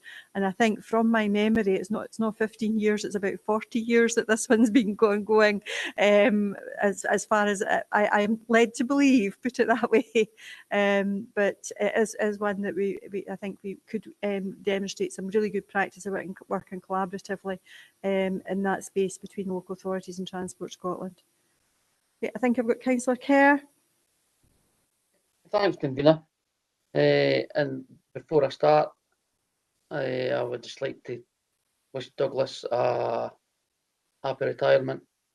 Worked a long time in local authority, and I hope you spend many years with your family in the future. Right, okay, convener.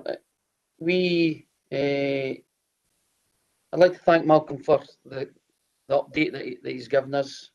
Like other members have said regarding the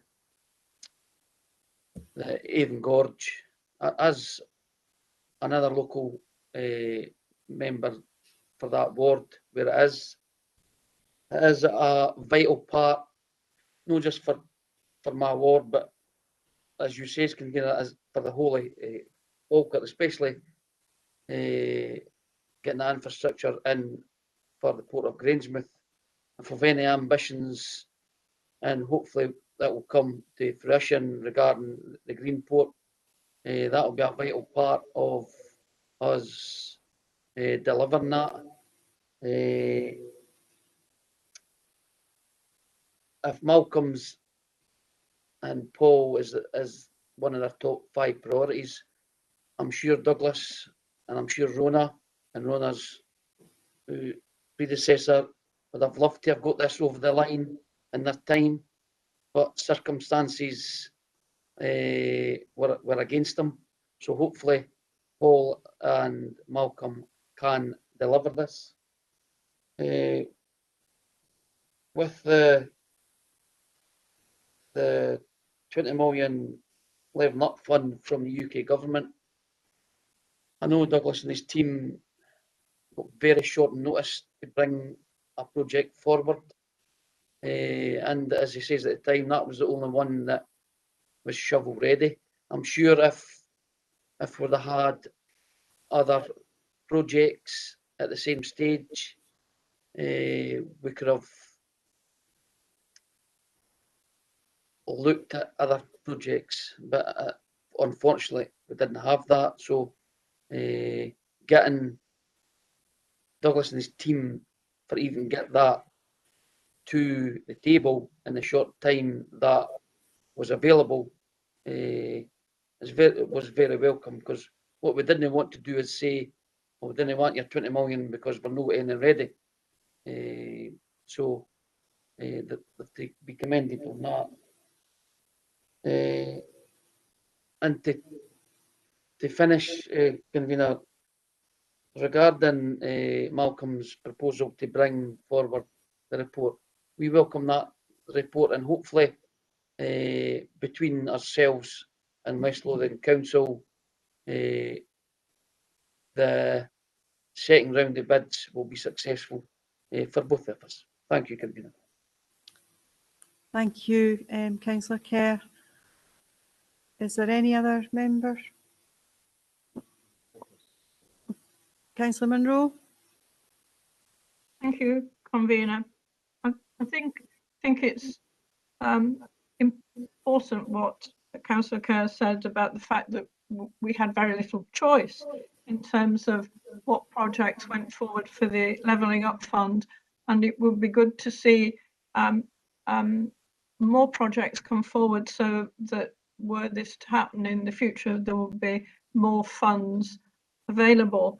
And whilst I recognise that there is a lot of support for the Avon Gorge project, I noticed that it says that delivery of the project is contingent on securing matching contributions from each partner. So it's talking about Scottish Government, West Lothian, Falkirk Council. So whilst we're very keen on this, we don't seem to have any idea of the actual potential costs, and given our current financial situation, that's a worry. So I wondered whether anyone did have any ideas of the actual costs. And I also thought that if we had been successful in levelling up in the first round, we couldn't bid in the second, or is it that you can bid with somebody else who hasn't been successful in the first round? Thank you. Thank you, Councillor Munro. Malcolm. Thank you, convener. So the second one, to pick up the second point, the suggestion here is that West Lothian submit the Levelling Up Fund bid, not so much on our behalf, but in terms of this is a joint project, but it would be them submitting the bid, because obviously we won the bid last year, so we would not stand a great chance of winning another one in round two. In terms of the Westfield project, obviously I think council has been updated about previous prices that have been put on the project, but we all know that inflation and construction costs are going up significantly at the moment, and so again, it would be my view that once we get clarity on the TIF agreement with the Scottish Government, we can then get finalised costs, and those finalised costs would be brought back to council so that all elected members can understand the financial impact and the cost of the project and have a informed, proper decision. So I don't want to offer a figure now that it doesn't have that sort of, actual accuracy. I'd rather that I come forward with a fully costed proposal that you can all review in detail. Understood. Okay, thank you, Malcolm. And I think until the updated designs in relation to Avon Gorge are done, then we're not really in a position to give anything but like robust figures in relation to the costs at that stage. So that's the work that still needs to be done, is certainly my understanding. Yeah. Okay, if there are no other members, I'll be happy to agree the report. Agreed. Agreed. Okay, thank you. Item 11 is another update report on the Council of the Future and CCTV. And I think it's Karen that's taking this one. It is, Convener, thank you. So this report, Convener, provides an update on our progress with CCTV, which is positive. It's positive progress. You'll see from the report that we have 48 of our 61 fixed cameras now installed. I'm pleased to say that since this report was prepared, we've made further progress, and we actually now have all bar one of the fixed cameras in place. We are still working on half a dozen or so in terms of the connections to the electricity, but they are all now in place. So we're well on target to meet our March deadline, our end of March deadline, assuming we don't find any unseen difficulties when we actually go to make all the connections. At paragraph 6.1 of the report, you'll see that we now have 20 mobile cameras. 11 of these are being used to supplement our fixed cameras where it's not been possible to install a normal fixed camera. One of the 11 is also owned by the Avonbridge Community Group, and we have a further mobile camera in place which has been purchased through Paragon Housing. And it's worth just highlighting that all the normal GDPR and data protection arrangements are in place for all of these cameras, no matter who owns them. With regards to the partnership with the police, we met the police on the 4th of February, and it was a very positive discussion where they were firmly of the view that they wished to continue and contribute further to the partnership agreement. They are now working with their finance colleagues to try and confirm what funding they can provide. But at the meeting, they certainly agreed that they would be looking to provide contributions in addition to the 32,000 that they already provide to us. So we are still waiting to hear back from them on the final figure, but we are hopeful that that will be a positive figure given the comments made by the police, and we've been exchanging emails in between times with them giving us some additional information and us requesting information. So the discussions are ongoing in that regard. Section 8 of the report outlines some of the additional work that still requires to be completed. For committee's information, the provisional date of the monitoring team who cover all the CCTV work, the provisional date for them moving to the Foundry is the 24th of March, and all other work in that section is on target to be completed by the intended dates. Section 10 includes the various implications of the report, and the recommendations are as set out at section 2 with the report for noting. Members may see that Ian Whitelaw has also joined me on this call. Ian, as you will know, is the project manager for the CCTV work, and either of us would be happy to take any questions, Convener. Thank you. Thank you, Can. I'll go to Councillor Bouse. Thank you, Convener. And thank you, Karen and Ian in the background as well. Ian is a very, very enthusiastic officer. And Falkirk Council in the last 5 years, I think it is pretty fair to say that we've seen a digital revolution. I think all parties would agree with that. And a lot of the stuff that we see actually happens within council buildings and about making communication and making payments easier and things. But there's a couple of things that happen outside. And these are probably actually at times more important. The MEX system, for example, which is now an award-winning MEX system, which helps secure people in their own homes. And this, Karen, I believe that the new CCTV system and the clarity of it, I'm not electronically technical, but I look at my TV and it says 1040, and this starts off as a 4000 resolution camera. So the quality of image is incredible. So Karen, can I thank you and your team on the project? At this point, is I'm sure everybody will be aware, in the council cycle, we start to look at our manifestos. And the manifestos we were elected on. And I'm very pleased to say that the CCTV project was a manifesto pledge by this administration. And I'm really happy to say that we have delivered it, although there is additional things. You keep adding stuff to it, like all good things digital. You've added some additional stuff there. But I'm really delighted to be able to say that this has been delivered. I think the security that this adds to the people of Falkirk, when I don't know if everybody's seen it, has actually had a view of it. I know that they're planning on doing a bigger presentation on it, but when you actually see the quality of image, it's quite spectacular. As I say, I welcome the additional work on the coverage of the CCTV system to cover other council buildings including schools, which will extend the network and coverage of this digital system throughout Falkirk District. My understanding, speaking from our local community-based police officers, is that they are extremely impressed with the new system, and ultimately that's the ones you want to be impressed with it, as they've already used it to identify criminal acts. The old system, risk systems resolution, would not have assisted in the same way. That was a comment of the local community police. As Karen has said, I had the pleasure of meeting with council officers and Police Scotland on the subject of the amount they pay towards the system. And this was a very, very positive meeting, particularly for the operational side, Karen.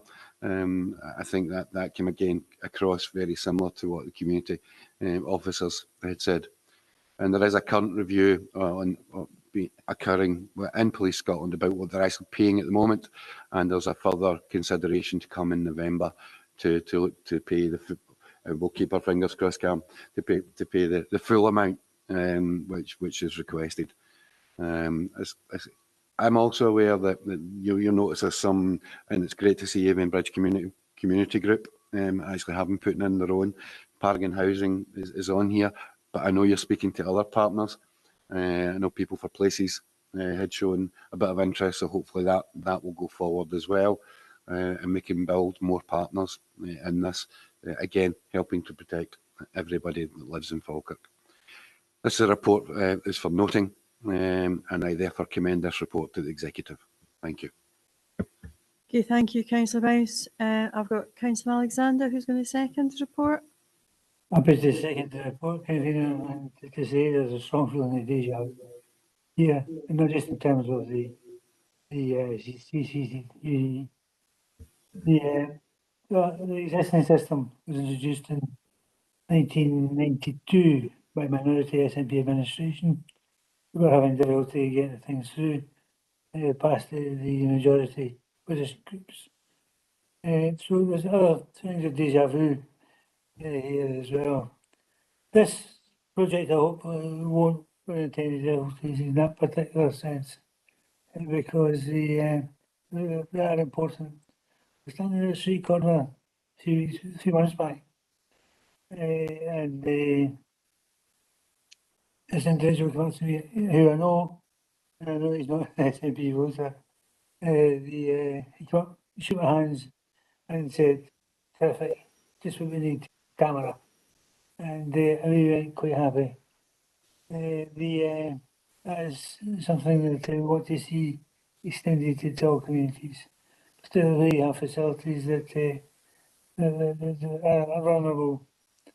The quality of the picture and the existing systems are way below what we expect, what we need.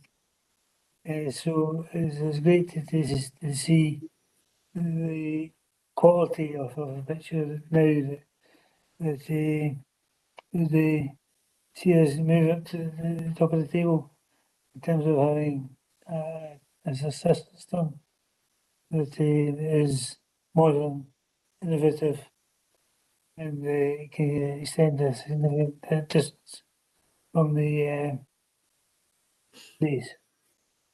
With that, I'm happy to second the recommendations by Mr. Boyce, and look forward to the way it's on. I suppose it's really like the Christmas tree with the lights, and you've got to try each one to find the one that's stripped the system more.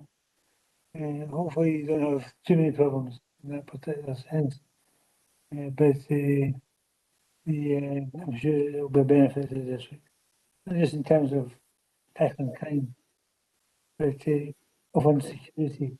And often the fear of crime is greater than the committing of crime itself. And I know the previous chief constable was very keen, I say therefore, and that way the CCTV system. Thank you very much for the report, and look forward to seeing you in action. Okay, thank you, Councillor Alexander. I'll open it up for any other members. Councillor Bissett. Thanks, Convener. Ian Whitelaw, as Councillor Bowes says, is certainly an enthusiastic officer around the CCTV.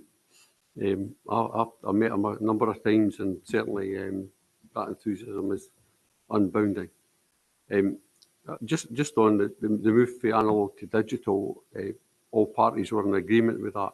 I think we saw it as the right direction to travel for funding, and all parties were in agreement that for public safety, which is paramount, that we should all move this forward. And I'm glad to see we're at the stage where we're pulling together as many devices as possible into the hub and the foundry. We'll have the MEX alarms and housing cameras, and cameras for all over the place. So I really welcome this report. I think it's a great report, and it's a well-written report, by the way. But I've got 3 questions I'd like to ask. And my first one is, what will be the full range of services the CCTV Digital Alarms Hub will offer once it's fully established? That's my first question. I can repeat it again if you... Okay, Can. Yes, happy to pick up on that, Convener. At the moment, as you know, Councillor, we've got all the public space CCTV monitoring in place. We will be looking at the council premise CCTV monitoring. That's the plan that is due to be completed. And once we've got the plan complete, we will start to bring those into the digital hub in the same way. Our intention then is to look at fire alarms, panic alarms, premise access controls, and we would then also look at how we incorporate into the wider digital hub the MEX and the general alarm system for MEX, so that we've got the one digital hub that's monitoring all of these areas. Ian may wish to come in and say something more in that, if that's okay with the committee. Thanks. Okay, thanks, Can.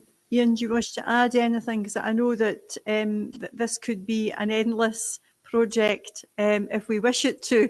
I think just to be quite brief on the matter, these services, whilst they will be, once it's fully established, in place, it's about what does that mean, what's the benefits of that. So having these premise CCTVs with the public realm CCTV and the alarms and the access control system integrated into a centralised location brings benefits and potential savings to the local authority. So a very simplistic example would be to, rather than send a key holder every time an alarm goes off at a school, we can simply check the cameras and make more efficiencies in that respect, but also look at the safety of the officer who would normally have to attend at, let's say, 2 AM in that respect. Thank you. And my second question is, are there any plans to add further cameras? Convener, happy to come in on that point. Once we've got all of the cameras in place, we will then start to do an audit of the coverage of the council area and look for any gaps. And it would be at that stage we would try and look to see if there's any additional needs for cameras. As was said by Councillor Bowes, so we are working with other partners as well to look at coverage that would come into the hub through other partners. So that work is also ongoing, which would expand the coverage that we have. Thanks. Okay, and my final question is, has the new service managed to identify any commercial opportunities to generate income for the council? Convener, as we've said, we've got Paragon Housing involved, and we also have the Avon Bridge cameras in place, and these are for small amounts of funding for us to monitor these. Ian may wish to say something further on the work that we're doing, though, to look at these opportunities. Thanks. Yeah, thank you. With those small scale projects of small scale opportunities that we've been working together with, it provides us with a springboard to look at other areas within the local authority area. So there has already been some loose discussions with Scottish Canals, or intimation of a future discussion there. But I think certainly once we're fully established, that there is a message from the Digital Alarms Hub that we are open to having those conversations with whatever organisation. Thank you. Thank you, and we're happy to agree with the recommendations. Thank you, Councillor Bissett. I've got Councillor Nimmo, then Councillor Kerr. Thanks very much, Convener. I'm just looking for a bit of clarification in relation to Falkirk Council's investment in this. We're talking about investing £900,000 in capital costs, and obviously there's going to be the associated revenue costs as well. Now, Police Scotland are going to be a major user of this new system, and I'm just wondering, have we actually set a figure and told Police Scotland what we are expecting from them, or are we just basically waiting on them coming back and telling us what they can afford? Because we are the ones that are putting forward the major investment, and I would like to think that they're going to put forward some serious money to back it up. Thanks, Convener. Convener, happy to answer that question. We have done some work to do some very rough benchmarking with other council areas that have similar types of systems based on the number of cameras they've got, how much contribution they get from Police Scotland. And based on that, we have provided a figure that we would expect Police Scotland to contribute. So that has been done, not just a figure plucked out of thin air, but a figure that we actually identified through that benchmarking piece of work. We also know that Police Scotland as a whole is currently looking at how they support CCTV systems across the country, and that's an ongoing piece of work. We are still waiting to hear what stage that's at, but that would then be an approach that Police Scotland would then look to take across the whole of the country, rather than the different agreements in different areas. But at this point in time, yes, we have provided a figure, and that was based on the benchmarking. Thank you. Karen, do we get to know what that figure is? Yes, sorry, at the moment the figure is £60,000, so that would be double the amount that they're currently contributing. Okay, thanks, Karen. Okay, thank you. I think some of that information was contained in the previous paper that was brought to the executive, and those figures were within that. Okay, I've got Councillor Kerr. Thank you, I'll be brief. I'd just like to thank Karen for the report and mentioning the police funding. That was an area that we had concerns about, but with Karen's explanation, quite happy with that. We're happy to note the report, as these cameras are vital, especially at the weekends, Convener, as the police presence in Falkirk is reduced at these times. So these will be a key factor to keep our areas safe, and hopefully going forward, as Councillor Alexander says, other areas will be covered by future CCTV cameras. So happy to note the report, Convener. Okay, thank you, Councillor Kerr. If we have no other indications to speak, can we agree the report? Agreed. Okay, thank you. That brings us to our public session. We have an item that requires us to be taken in private. So can we agree to exclude the public? Agreed. Agreed. And allowing just a minute or two to change over, if we can shake a short comfort break. Agreed.